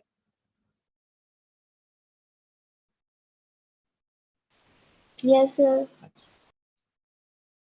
देन अभी मैंने बात की थी नॉन लिनियरिटी की। नॉन लिनियरिटी देख लेते हैं कि क्या होती है। बेसिकली ये एक ऐसी प्रॉपर्टी है जो जीआर को, जो ग्रेविटी को डिफरेंशिएट करती है बतौर खास इलेक्ट्रोमैग्नेटिक फोर्स से। अगर आपको लेप्लास इक्वेशन याद हो इलेक्ट्रोस्टैटिक्स में, तो वहां पर आप ये पढ़ते थे कि लेट्स सपोज कि आपने कोई लेप्लास इक्वेशन सॉल्व की है, मिसाल के तौर पर delta square phi is equal to 0 को आपने सॉल्व किया है, और इसके 2 सॉल्यूशंस आते हैं, फाई 1 फाई 2 इसके सॉल्यूशंस हैं। आप इन दोनों सॉल्यूशंस को लीनियरली ऐड करते हैं और ये कोई नया सॉल्यूशन फाई 3 बना देते हैं। अब आप ये कह रहे हैं कि अगर ये दोनों इस इलेक्ट्रोस्टैटिक फील्ड के सॉल्यूशंस हैं, इस इक्वेशन के सॉल्यूशंस हैं, तो फिर फाई 3 भी इसका सॉल्यूशन होगा। याद है ये बात आपको? इसी तरह क्वांटम मैकेनिक्स में यस भी आप सर। यही बात करते हैं कि श्रोडिंगर वेव इक्वेशन के अगर सॉल्यूशन साई 1 और साई 2 आ रहे हैं, तो इनका कोई लीनियर कॉम्बिनेशन साई जो होगा वो भी इसका फिर सॉल्यूशन होगा श्रोडिंगर वेव इक्वेशन का। लेकिन यस सर। ग्रेविटी में ऐसा नहीं है। ग्रेविटी में ऐसा नहीं है, इन जनरल ऐसा नहीं होता कि 2 सॉल्यूशंस का सम आइंस्टीन फील्ड इक्वेशंस का सॉल्यूशन हो, ये लाजमी नहीं है। ये चीज ग्रेविटी को नॉन लीनियर थ्योरी बनाती है। तो इसको मैं लिखता हूं, sum of solutions is not a solution in general, लेकिन EM और QMT और QM में ऐसा होता है। इसकी वजह ये है, इसकी वजह ये होती है क्योंकि ग्रेविटी के साथ कपल होती है। ग्रेविटी एक आप कह सकते हैं ग्रेविटी प्रोड्यूसेस मोर ग्रेविटी, एक बात कह लें इसको, इसको ये कह रहे हैं gravity couples with itself, technically हम इसको ये कहेंगे, या रफली आप ये कह सकते हैं कि ग्रेविटी और ग्रेविटी को प्रोड्यूस करवा रही है। ठीक है? अच्छा, ये यस जो अभी सर। हमने बात पढ़ी, हमने तो बड़ी इस इक्वेशन को बड़ा ना खूबसूरत करके लिखा है, बस हम लास्ट कुछ पॉइंट्स पे जा रहे हैं। अभी तक तो हम ना, कोई हमसे पूछे कि भाई आपने इस कोर्स में क्या किया है, तो हम कहेंगे हमने इस कोर्स में ये वाली इक्वेशन डिराइव की है, G और T related by some constant kappa. ये आइंस्टाइन फील्ड इक्वेशन है हमारे, हमने इस पूरे कोर्स में सिर्फ इस इक्वेशन को डिराइव किया और कुछ भी नहीं किया। और ये बड़ी खूबसूरत, बड़ी छोटी सी इक्वेशन लग रही है देखने में। या चलें ज्यादा से ज्यादा लिखना है तो आप इसको ऐसे लिख रहे हैं, आप इसको इस फॉर्म में लिख रहे हैं।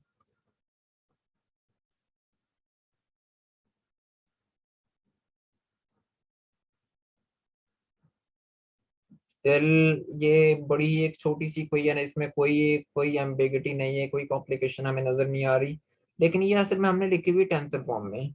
अब आप इस इक्वेशन को लिखें कॉम्पोनेंट्स फॉर्म में, अल्फा बीटा की कॉम्पोनेंट्स फॉर्म में लिखें, फिर आप देखेंगे कि ये इक्वेशन बहुत लेंथी इक्वेशन बनेगी, बहुत एक कॉम्प्लिकेटेड इक्वेशन बनेगी। और मतलब आप हर चीज को ओपन करके लिखें, आप आर अल्फा बीटा को भी मैट्रिक्स की टर्म्स में लिखें, आप टी अल्फा बीटा को भी मैट्रिक की टर्म्स में लिखें, देन आर को भी मैट्रिक की टर्म्स में लिखें, देन ये एक बहुत कॉम्प्लिकेटेड इक्वेशन बनेगी। ऐसे ही है। Yes sir. So basically general relativity बिल्कुल भी एक आसान थ्योरी नहीं है। जनरल रिलेटिविटी एक बहुत कॉम्प्लिकेटेड थ्योरी है, और इसकी इक्वेशन देखने में, जिसको हम आइंस्टाइन फील्ड इक्वेशन कह रहे हैं, ये देखने में तो बड़ी ही खूबसूरत और छोटी सी इक्वेशन नजर आ रही है। ये इस वजह से इतनी छोटी और खूबसूरत नजर आ रही है क्योंकि हमने इसको टेंसर फॉर्म में लिखा हुआ है। अगर हम इसको कॉम्पोनेंट फॉर्म में लिखेंगे और मैट्रिक की टर्म्स में लिखेंगे, फिर ये बहुत ही अगली और बहुत बहुत लेंथी इक्वेशन बनेगी। सो अगर सारा कुछ ऐसे ही चलता रहे तो फिर हम इस तरह के सिस्टम को सॉल्व नहीं कर सकते। सारी बात है कि हमारे ह्यूमन माइंड की भी एक हमारी अपने काम करने की एक लिमिट होती है। और जिस दौर में सारा कुछ डिराइव हुआ था, उस दौर में तो, जिस दौर में आइंस्टाइन ने सारा कुछ किया था, उस दौर में तो कंप्यूटर्स नहीं थे, इंटरनेट की सहूलत नहीं थी। तो लिहाजा हम यूजली इस तरह की क्वेश्चंस को बाय हैंड सॉल्व नहीं कर सकते इस फॉर्म के अंदर। तो लिहाजा इनको सॉल्व करने के लिए हम इनके ऊपर मुख्तलिफ तरह की एडिशनल सिमेट्रीज इम्पोज करते हैं और कंडीशंस लगा देते हैं, और देन उन कंडीशंस को हम लगा के देखते हैं कि फिजिकल सिस्टम को ठीक डिस्क्राइब कर रही हैं। अगर कर रही हैं तो देन वेल एंड गुड है, वरना फिर हमारी मजबूरी है, हमें इसी इक्वेशन को इसी तरह सिंप्लीफाई करना पड़ेगा। सो लेकिन हमने इसके ऊपर मुख्तलिफ तरह की सिमेट्रीज लगाई लोगों ने, और देखा कि वो ठीक काम कर रही हैं। एक चीज याद रखनी कि आइंस्टाइन फील्ड इक्वेशंस आपको कुछ नहीं बता रही कि इस सिस्टम के अंदर कौन सी सिमेट्री लगानी है। आइंस्टाइन फील्ड इक्वेशंस कुछ भी नहीं बताते। ये सिर्फ एक स्ट्रक्चर है, आपने स्ट्रक्चर को सॉल्व करना है अपनी मर्जी से, और देख रहे हैं कि जो सॉल्यूशंस आ रहे हैं वो सॉल्यूशंस क्या नेचर के साथ कंपैटिबल हैं या नहीं है। मतलब इसमें आपको इतनी फ्रीडम है कि आप अपनी मर्जी का कोऑर्डिनेट सिस्टम चूज करें और अपनी मर्जी के रिजल्ट्स प्रोड्यूस कर लें जो आप चाहते हैं। तो आप चाहते हैं कि इस से जमीन की ग्रेविटेशनल फील्ड में इस तरह के रिजल्ट्स आने चाहिए, आप उस तरह के कोऑर्डिनेट सिस्टम चूज करें और वो एक आर्बिट्ररी ट्रांसफॉर्मेशन होगी, वो रिजल्ट्स आ जाएंगे।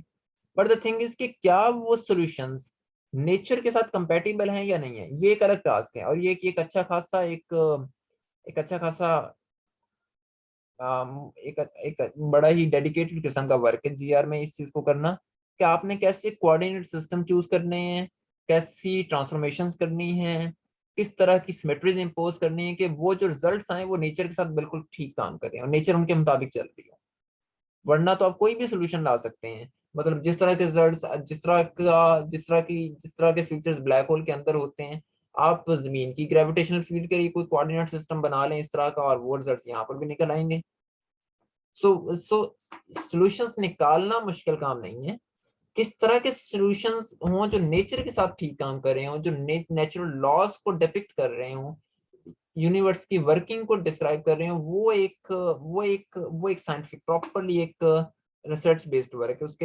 उसके लिए हमें वाकई साइंटिफिकली चीजों को देखना पड़ता है। सो बहरहाल जनरल रिलेटिविटी या आइंस्टाइन फील्ड इक्वेशन आपको सिमेट्रीज के बारे में कुछ इन्फॉर्मेशन नहीं देती। आपको इस सिमेट्री सिचुएशन को रियलाइज करने के बाद खुद बाय हैंड इंसर्ट करनी पड़ती है अपनी इक्वेशंस में। तो कुछ फेमस सिमेट्रीज हैं दो तीन जिनका मैं यहाँ पर स्पेशली जिक्र करूंगा, और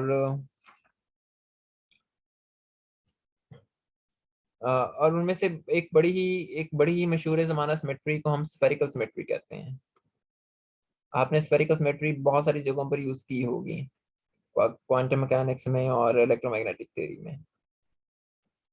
सो इसमें जो आपका मैट्रिक होता है वो स्फेरिकली सिमेट्रिक होता है।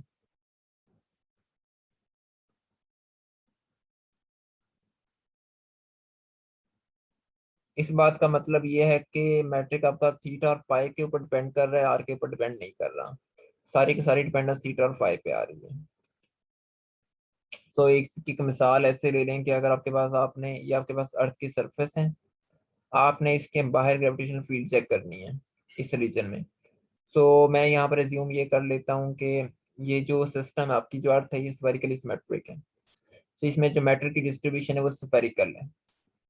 सो देन मैं उसके लिए एक मैट्रिक लिखूंगा और वो रिजल्ट्स निकालूंगा। सो देन इस तरीके से आप न्यूटन इक्वेशंस को रिकवर कर सकते हैं। ये बड़ी एक ट्रिवियल एग्जांपल है। देन ब्लैक होल्स के लिए भी हम काम करते वक्त स्फेरिकल सिमेट्री को, ब्लैक होल के जो सबसे सिंपल सॉल्यूशंस आते हैं उनके लिए हम स्फेरिकल सिमेट्री को एज्यूम कर सकते हैं, और बाज़ कॉस्मोलॉजिकल सॉल्यूशंस के अंदर भी हम यही काम कर रहे होते हैं। सो ये एक बहुत इंपॉर्टेंट सिमेट्री जो हम ऑफन इम्प्लाई करते हैं फील्ड इक्वेशंस पे अपने मैट्रिक पे। देन एक चीज आती है होमोजेनिटी। होमोजेनिटी एक बड़ी ही इंपॉर्टेंट प्रॉपर्टी, इसका मतलब है कि आपका जो फील्ड है वो सिर्फ और सिर्फ टाइम के ऊपर डिपेंड कर रही है, वो पोजीशन के ऊपर डिपेंड नहीं कर रही, इंडिपेंडेंट ऑफ स्पेस। मतलब कि आप अपनी स्पेस में अगर कोई एक्सपेरिमेंट जमीन के ऊपर कर रहे हैं या कोई एक्सपेरिमेंट मरीख के ऊपर जाके कर रहे हैं सेम टाइम में, अगर सिर्फ होमोजेनिटी है सेम टाइम में, तो फिर उसके रिजल्ट सेम आएंगे, लेकिन डिफरेंट टाइम पे रिजल्ट डिफरेंट आ रहे होंगे। देन एक तीसरी प्रॉपर्टी है आइसोट्रॉपी। आइसोट्रॉपी का मतलब ये होता है कि ऑल डायरेक्शंस आर सेम, मतलब आप जिस मर्जी डायरेक्शन में जाके काम कर लें कोई फर्क नहीं पड़ेगा। So p x P Y P z तीनों एक ही चीज है स्पेस के अंदर। किसी किसी भी डायरेक्शन को किसी दूसरे डायरेक्शन के ऊपर किसी तरह की फौकियत नहीं है, all directions are same.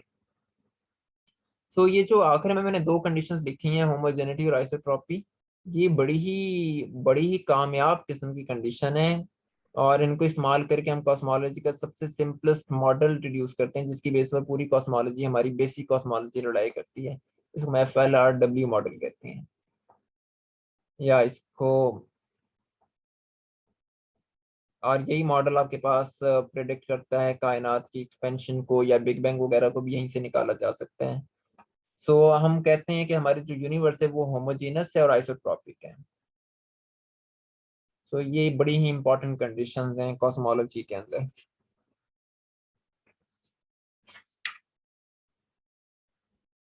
Okay, तो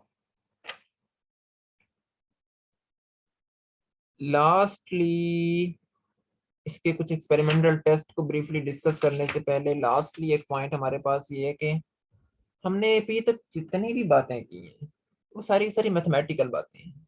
हमने ये मैट्रिक है, इस मैट्रिक का डेरिवेटिव ले लें, फर्स्ट ले लें, सेकंड डेरिवेटिव ले लें, इनवर्स निकाल लें, कर्वेचर ले लें, और देन उसको रिलेट कर दें एनर्जी मोमेंटम टेंसर के साथ, ये सारा कुछ हो रहा है। लेकिन फिजिकली आपको क्या बता रहा है, आप कैसे कोई फिजिकल सिस्टम उसको कैसे सिंप्लीफाई कर सकते हैं, या वो आप कैसे वो उसकी डायनामिक्स बता रहा है सिस्टम की। आइंस्टीन फील्ड को ये असल में बताना क्या चाह रही हैं आपको, ये सबसे इंपॉर्टेंट क्वेश्चन है हमारे पास कि आखिर आइंस्टीन फील्ड इक्वेशन हमें कैसे कैसे मुख्तलिफ तरह के फीचर्स बता रही हैं, किस तरीके से किस तरीके से हमें ये कायनात की डायनामिक्स के बारे में इंफॉर्मेशन दे रही हैं, अर्थ की ग्रेविटी है वो कैसे हमें फील्ड इक्वेशन से पता लग रही है, असल में ये बताना क्या चाह रही हैं। सो इस चीज को देखने के लिए लेट्स सपोज कि हमारे पास ना एक कलेक्शन है, एक पार्टिकल्स की, एक स्मॉल सेट ऑफ बॉल्स हैं, ये बॉल्स का एक सेट है।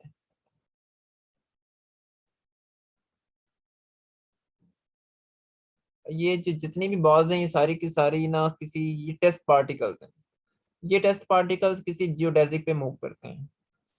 हम इन बॉल्स के लिए फील्ड इक्वेशन लिखते हैं और देन उनकी एवोल्यूशन को स्टडी करते हैं टाइम के लिहाज से, और फिर हमें पता लग जाता है कि इस बॉल के फीचर्स क्या होंगे, क्या वक्त गुजरने के साथ ये बॉल इसी तरह की रहेगी, वक्त गुजरने के साथ ये बॉल एक्सपेंड कर रही होगी या ये डिक्रीज कर रही होगी, क्या इसके साथ सिचुएशन होगी।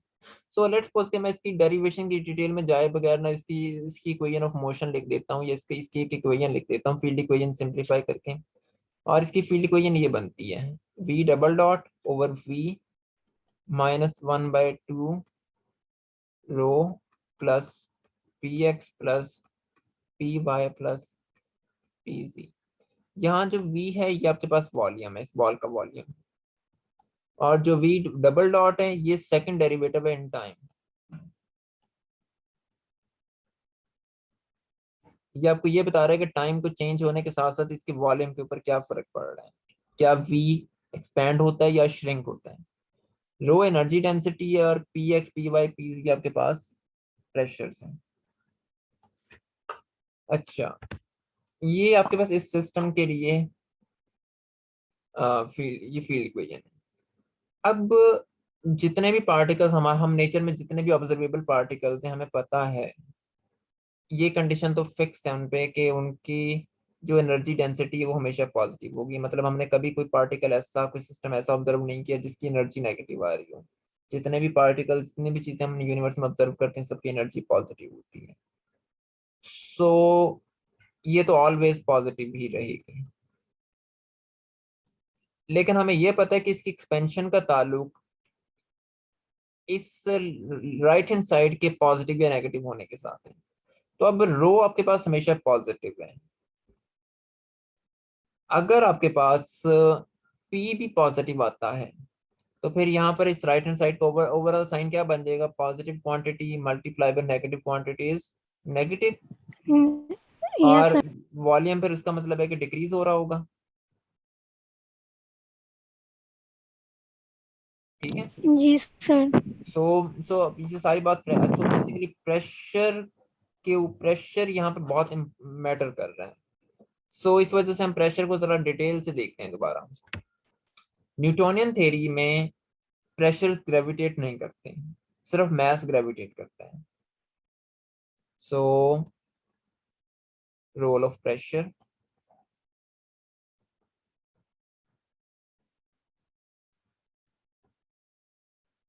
in Newtonian theory,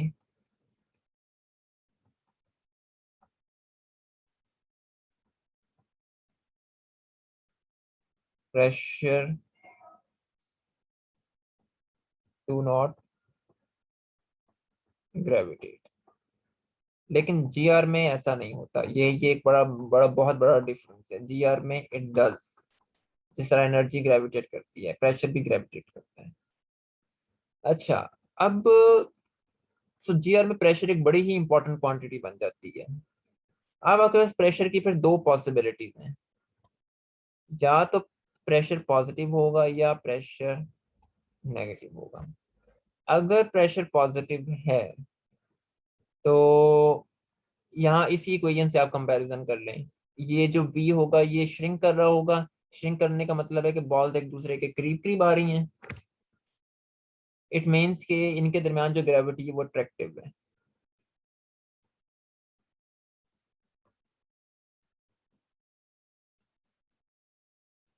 लेकिन अगर यहाँ पर ये प्रेशर नेगेटिव होगा, इसका मतलब ये होगा कि यहाँ पर भी माइनस का साइन आ गया, और डेफिनेटली ये चीज इसके बराबर नहीं हो सकती, इससे बड़ी ही होगी। सो लेट्स सपोज कि हमें कंडीशन ये लगा देते हैं कि इसके साथ ये कंडीशन और लगा देते हैं, rho plus p x plus p y plus P z rho plus, मैं सबको पी ले रहा हूँ, आइसोट्रॉपिक कंसीडर कर रहा हूँ सिस्टम, रो प्लस 3p लेस देन 0। ये कंडीशन है। सॉरी, यहाँ पर भी इक्वल का साइन आता है। तो ये कंडीशन लगा देते हैं। इस सूरत में आपके पास जो ये साइन नेगेटिव हो जाएगा, यहाँ पर भी एक नेगेटिव आ जाएगा, और यहाँ पर भी एक नेगेटिव आ रहा है, तो आपके पास इन जनरल इसका साइन क्या हो जाएगा? पॉजिटिव। इसका मतलब है कि वॉल्यूम फैल रहा है। वॉल्यूम फैलने का मतलब है कि अब आप ग्रेविटी अट्रैक्टिव नहीं रही, बल्कि आप कह सकते हैं कि ग्रेविटी रिपल्सिव हो गई। आप इसको रिपल्सिव ग्रेविटी कह रहे हैं, या इसको एंटाई ग्रेविटी भी कहते हैं, लेकिन वो बड़ा ही अजीब सा नाम है। इसको इन जनरल हम रिपल्सिव ग्रेविटी कहते हैं। और तो जहां पर आपके पास प्रेशर पॉजिटिव होते हैं वहां पर ग्रेविटी अट्रैक्टिव होती है, जहां पर आपके पास प्रेशर्स नेगेटिव आते हैं वहां पर ग्रेविटी रिपल्सिव होती है। So negative pressure will cause expansion, और ये बिल्कुल वही रोल है जो आइंस्टाइन फील्ड इक्वेशंस में आपके पास कॉस्मोलॉजिकल कांस्टेंट प्ले करता है। कॉस्मोलॉजिकल कांस्टेंट का जो प्रेशर होता है वो लेस देन 0 होता है। So that's why universe expand कर रही है, क्योंकि डार्क एनर्जी का जो प्रेशर है वो नेगेटिव है। सो वो हम यहाँ से पता लगा सकते हैं इस तरीके से। कोई सिस्टम लें, उसके लिए फील्ड इक्वेशन को सॉल्व करें, जो सोल्यूशन आएगा देन उन सॉल्यूशंस को एनालाइज करें मुख्तलिफ कंडीशंस पर, और देखेंगे कि वो सॉल्यूशंस आपकी कौन सी फिजिकल सिचुएशन के साथ कंपैटिबल है। क्लियर? यस लेकिन हमें पता है कि फॉर ऑल ऑर्डिनरी मैटर चीजें नहीं फैलती, ग्रेविटी अट्रैक्ट कर रही है। तो लिहाजा हम बड़ा ही इजीली लिख सकते हैं कि फॉर ऑल ऑर्डिनरी मैटर, और ये जनरल थिंग है, for all ordinary matter rho plus 3p is greater than 0। ठीक है, तो एनर्जी मैटर कांस्टेंट जो है वो यूनिवर्सल पॉजिटिव है ऑर्डिनरी मैटर के लिए, या स्ट्रेस एनर्जी टेंसर कह लेंगे, उसकी जो ट्रेस है वो पॉजिटिव है। स्ट्रेस एनर्जी टेंसर की ट्रेस है रो पी पी पी, यहाँ पर भी सारे जीरो, यहाँ पर भी सारे, ये स्ट्रेस एनर्जी टेंसर की ट्रेस है, ये सारे के सारे पॉजिटिव हैं ऑर्डिनरी मैटर के लिए।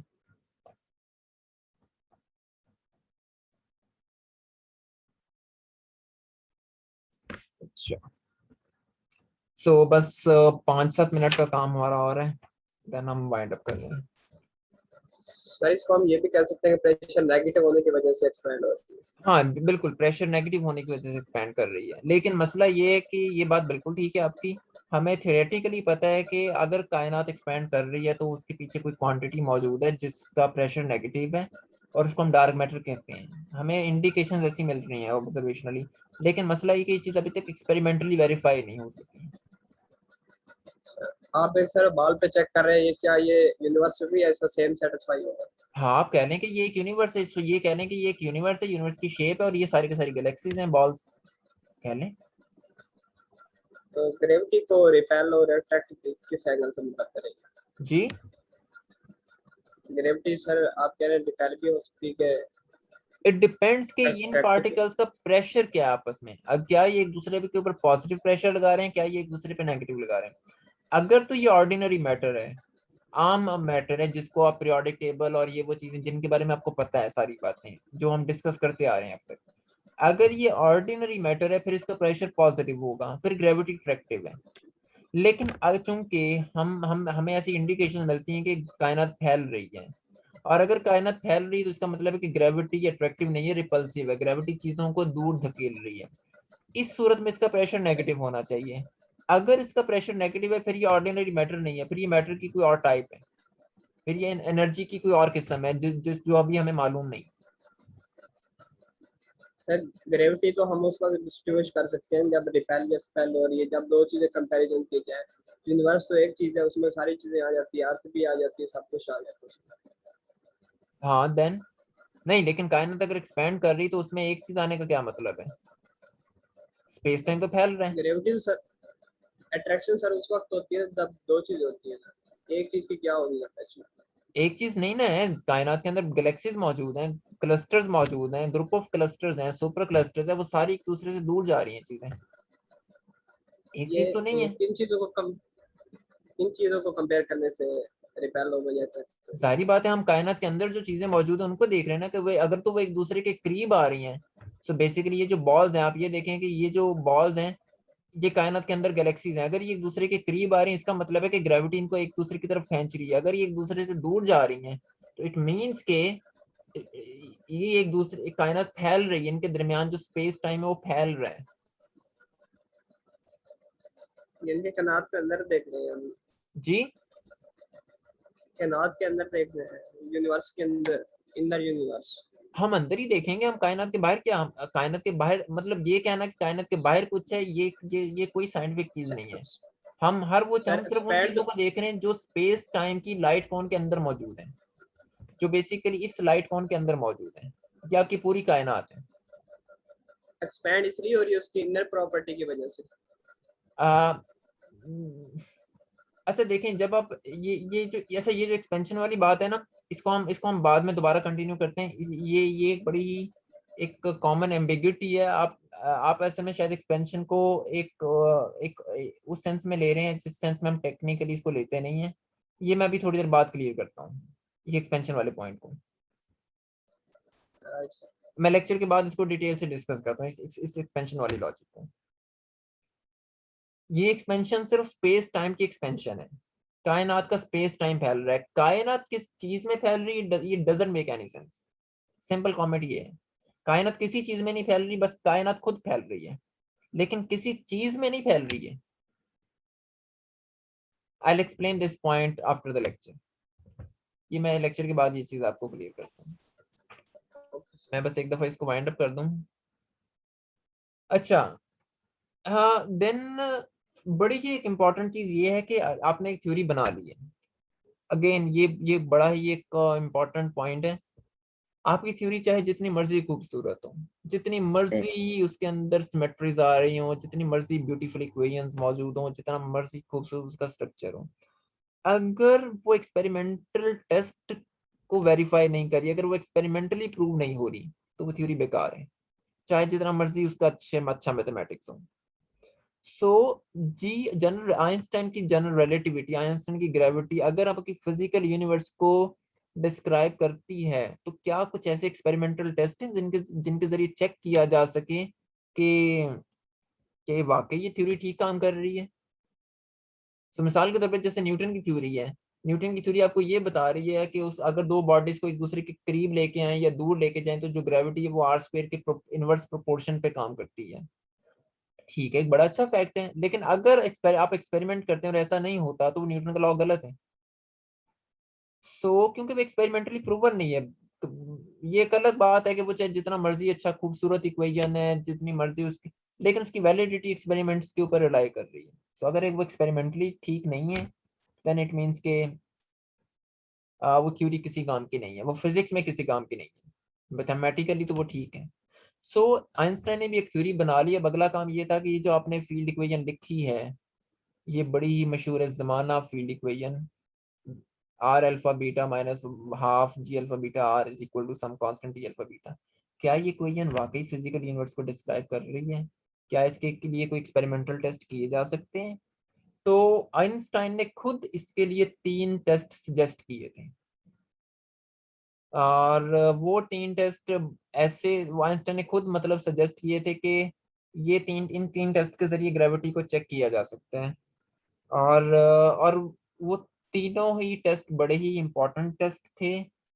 और हम इनके अलावा 3 के अलावा मैं 1-2 और टेस्ट भी आपको बताऊंगा। बहरहाल जो आइंस्टाइन ने सजेस्ट किए थे उनमें सबसे पहला टेस्ट था प्रिसेशन ऑफ मर्करी,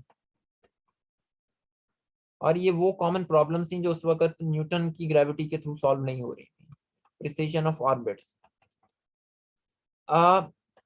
आमतौर पर हमें पता है कि कोई भी यहाँ पर अगर आपके पास सन है और इसके गिर्द कोई प्लैनेट रिवॉल्व कर रहा है किसी एलिप्टिकल ऑर्बिट में, इसका ऑर्बिट जो है वो क्लोज है, सही अर्थ है। लेकिन ये बात उस दौर में भी लोगों को पता थी, और जनरल रिलेटिविटी भी ये बात बता रही है। जनरल रिलेटिविटी की इक्वेशन से ये चीज साबित होती है कि जो एलिप्सेस हैं ये क्लोज नहीं है। मतलब ऐसे नहीं कि सन और अर्थ यूनिवर्स के अंदर लॉक्ड पोजीशन पर पड़े हुए हैं और ये हमेशा सन यहीं पर ही रहेगा, ये ऐसे ही घूमता रहेगा। जनरल रिलेटिविटी ये प्रेडिक्ट करती है कि जहां से लेट्स सपोज के इस सन के गिर्द अगर अर्थ ने यहाँ से स्टार्ट किया है, तो अगली बार जब ये अपना ऑर्बिट कंप्लीट करके वापस इसी लाइन को फॉलो नहीं कर रही होगी, ये रहेगा, इसका ऑर्बिट रहेगा एलिप्टिकली, लेकिन इसकी पोजीशन चेंज हो जाएगी। जनरल रिलेटिविटी इस चीज को प्रेडिक्ट कर रही थी। और तकरीबन हर प्लेनेट में ऐसा होता है, लेकिन जहां पर ग्रेविटेशनल फील्ड बहुत ज्यादा स्ट्रांग होती है वहां पर इसको ऑब्जर्व करना ज्यादा आसान होता है। तो आइंस्टाइन ने कहा कि चूंकि मरकरी सूरज के सबसे ज्यादा करीब है, तो वो बहुत स्ट्रांग ग्रेविटेशनल फील्ड को एक्सपीरियंस कर रहा है सूरज की। तो लोगों को पता था उस वक्त कि मरकरी का ऑर्बिट एक जैसा नहीं रहता। मरकरी इसको कहते हैं प्रिसेशन, मतलब कि हर बार वो अपने इनिशियल पॉइंट से थोड़ा सा एडवांस कर जाता है, आगे चला जाता है, अपनी ओरिजिनल पोजीशन पर नहीं रहता। मरकरी प्रिसेस करता है और बहुत ज्यादा प्रिसेशन होती है उसमें। मरकरी में लोगों को पता था कि मरकरी में जो प्रिसेशन आती है वो 43 आर्क सेकंड आती है पर सेंचुरी। एक सदी के बाद हर 100 साल में मरकरी असल में 43 आर्क सेकंड अपनी, आर्क सेकंड अगेन एक यूनिट है, इसको आप गूगल करके मजीद डिटेल देख सकते हैं। आर्क सेकंड हर सेंचुरी में मरकरी की पोजीशन में 43 आर्क सेकंड का डिफरेंस आता है। लेकिन ये इतना स्मॉल एक तरह से डिफरेंस है, ये एक इतना स्मॉल डिफरेंस है जो न्यूटोनियन थ्योरी कैप्चर नहीं कर पा रही थी, या न्यूटोनियन थ्योरी से बात साबित नहीं हो रही थी। सो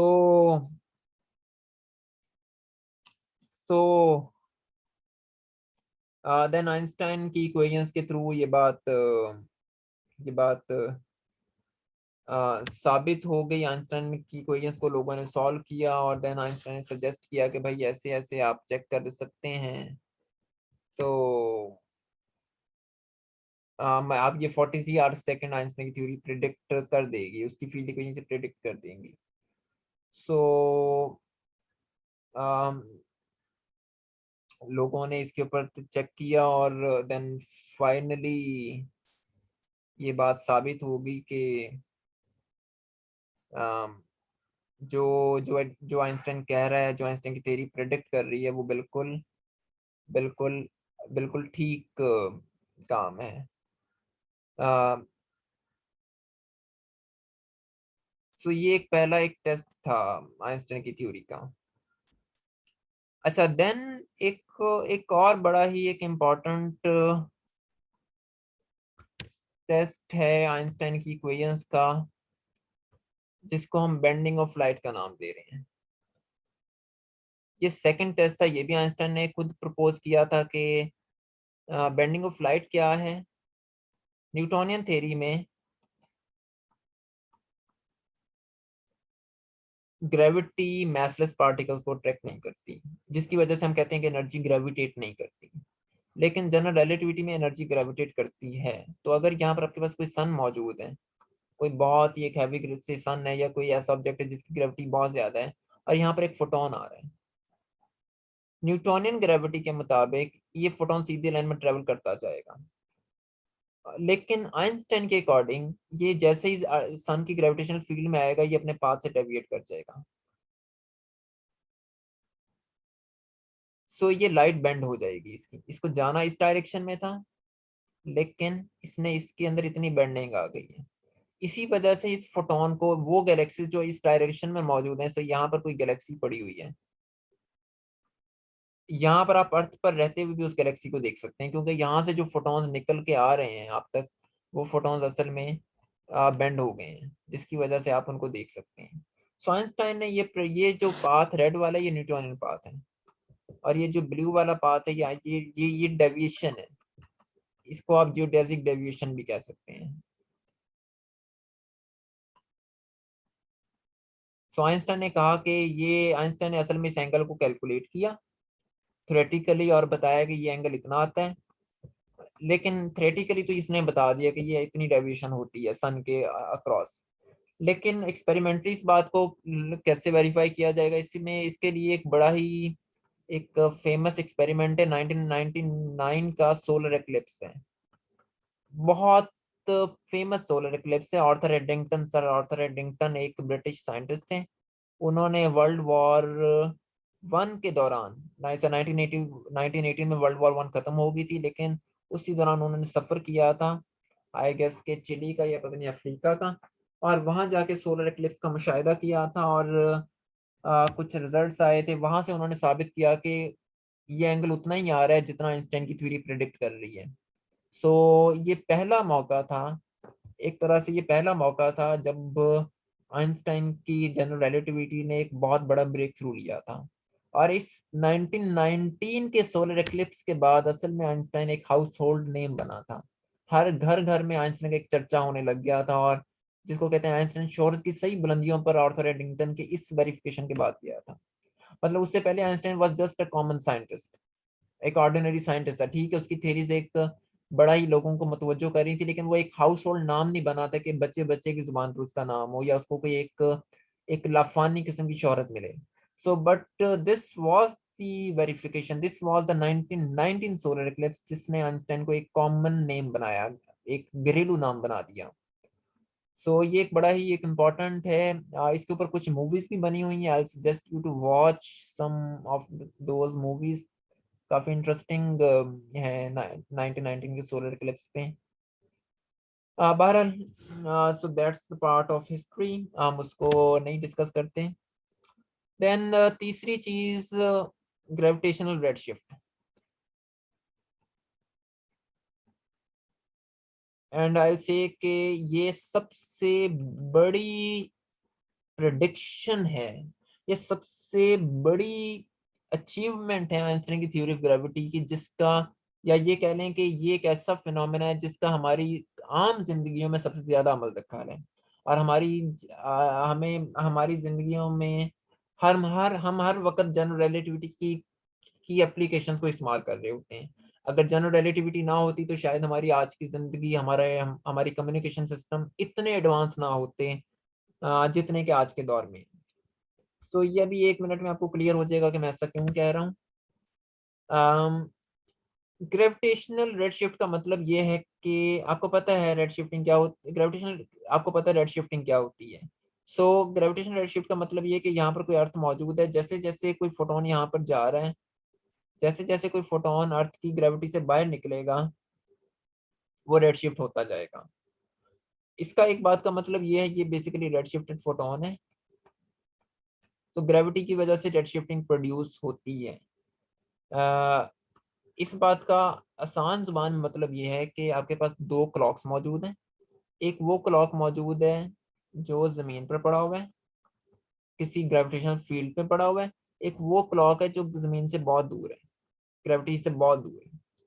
सो वो क्लॉक जो जमीन पर पड़ा होगा, जो किसी ग्रेविटेशनल फील्ड के अंदर पड़ा हुआ है, वो ज्यादा स्लो चलेगा, और जो क्लॉक जमीन के बाहर है, किसी ग्रेविटी के सोर्स से बहुत दूर रखा हुआ है, वो तेज चलेगा। तो इसका मतलब ये है कि जितना आप किसी ग्रेविटेशनल सोर्स के करीब आते हैं, टाइम उतना ज्यादा स्लो डाउन होना शुरू हो जाता है। सो अब ये चीज इंपॉर्टेंट हमारे लिए इसलिए है कि हमारे जो सैटेलाइट्स हैं जिन पे हमारी कम्युनिकेशन होती है, आप गूगल मैप्स यूज करते हैं, आप अपनी लोकेशन ट्रेस कर रहे होते हैं, आपका इंटरनेट चल रहा होता है, ये सारी चीजें जो हैं ये कुछ सैटेलाइट्स की वजह से हो रही हैं। वो जो सैटेलाइट्स हैं जिनको हम जीपीएस कहते हैं, ग्लोबल पोजिशनिंग सिस्टम, वो जमीन से 400 किलोमीटर की बुलंदी पर है।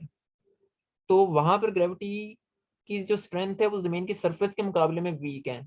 इसका मतलब है कि उन क्लॉक्स में मौजूद घड़ियां, आपके मोबाइल फोन की घड़ियां, आपके लैपटॉप की घड़ियां, या आपके यूएल क्लॉक्स से ज्यादा तेज चलती हैं। तो दरमियान में कुछ टाइम डायलेशन आती है। इस चीज को हम नाम देते हैं ग्रेविटेशनल टाइम डायलेशन का। एक आपने टाइम डायलेशन पढ़ी है स्पेशल रिलेटिविटी में। एक टाइम वो स्पीड की वजह से आती है, एक टाइम डायलेशन ग्रेविटी की वजह से भी आती है, जिसको हम कहते हैं ग्रेविटेशनल टाइम डायलेशन।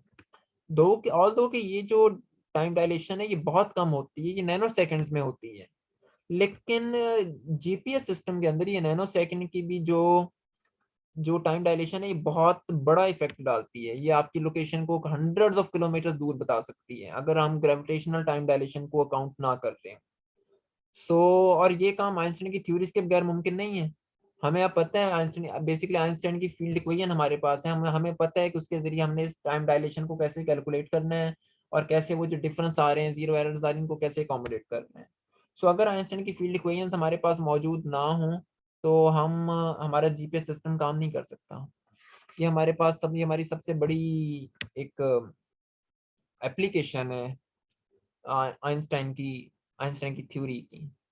देन कुछ एप्लीकेशन कॉस्मोलॉजी है। कॉस्मोलॉजी एक बहुत वास्ट फील्ड है। बेसिकली आइंस्टाइन से पहले कॉस्मोलॉजी को साइंस नहीं समझा जाता था। Study of universe was just part of metaphysics या सूडो साइंस, या रिलीजन का एक पार्ट था कॉस्मोलॉजी। लेकिन आइंस्टाइन के बाद कॉस्मोलॉजी प्रॉपरली एक साइंटिफिक सब्जेक्ट बना है, और आज हम इसके जरिए कायनात को मुकम्मल तौर पर स्टडी कर सकते हैं। कायनात बिग बैंग कैसे हुआ था, कायनात का एंड क्या होगा, कायनात आज से अरबों साल पहले कैसी थी, अरबों साल के बाद कैसी होगी। All of this stuff is telling us Einstein field equation. Then gravitational waves हैं आपके पास। ये ऑल्दो के ये चीज़ें, ये जीपीएस वाला और ये जो ग्रेविटी जीपीएस वाली जो चीज़ है ये आइंस्टाइन की ज़िंदगी में तो सामने नहीं आई थी। ऑल्दो आइंस्टाइन ने खुद प्रपोज किया था कैसे होगा, बट ये 1960s में कहीं आइंस्टाइन की डेथ के बाद ये चीज़ साबित हुई थी कैसे होता है। और देन कॉस्मोलॉजी की भी कुछ चीज़ें आइंस्टाइन की ज़िंदगी में वेरीफाई हो गई थी कि फील्ड इक्वेशन की एप्लीकेबिलिटी है कॉस्मोलॉजी के अंदर भी, और कुछ आइंस्टाइन की डेथ के बाद हुई हैं। देन ग्रेविटेशनल वेव्स हैं जो कि 2015 में वेरीफाई हुई थी, और रिमेंबर कि जनरल रिलेटिविटी 1915 में आई थी। तो पूरे 100 ईयर्स के बाद, और आइंस्टाइन ने प्रेडिक्ट किया था कि ग्रेविटी की वेव्स होंगी और ये वेव्स उसी तरीके से ट्रेवल करेंगी और उसी स्पीड पर ट्रेवल करेंगी जिस पर इलेक्ट्रोमैग्नेटिक वेव्स करती हैं। ये आइंस्टाइन की प्रिडिक्शन थी कि क्योंकि जनरल रिलेटिविटी प्रेडिक्ट करती है ग्रेविटेशनल वेव्स को। So then people worked on this thing, और बिल्कुल 100 ईयर्स के बाद 2015 में, after spending generations, billions of dollars और पूरी एक सदी की मेहनत के बाद, इंसान ने साबित किया कि आइंस्टाइन की 1915 में जो प्रिडिक्शन थी वो बिल्कुल ठीक थी। और ये बहुत बड़ा ब्रेक थ्रू है जनरल रिलेटिविटी के लिए भी। सो मॉडर्न साइंसेस के दो ही मेन पिलर्स हैं, चाहे केमिस्ट्री की बात करें, बायोलॉजी की बात करें और फिजिक्स की बात करें। मॉडर्न साइंसेस के दो ही पिलर्स हैं, एक जनरल रिलेटिविटी और दूसरा क्वांटम मैकेनिक्स। जितनी भी दुनिया में तरक्की हुई है, जितनी भी रेवोल्यूशंस आई हैं पिछली एक सदी में, वो सिर्फ इन दो थ्योरीज की वजह से हैं।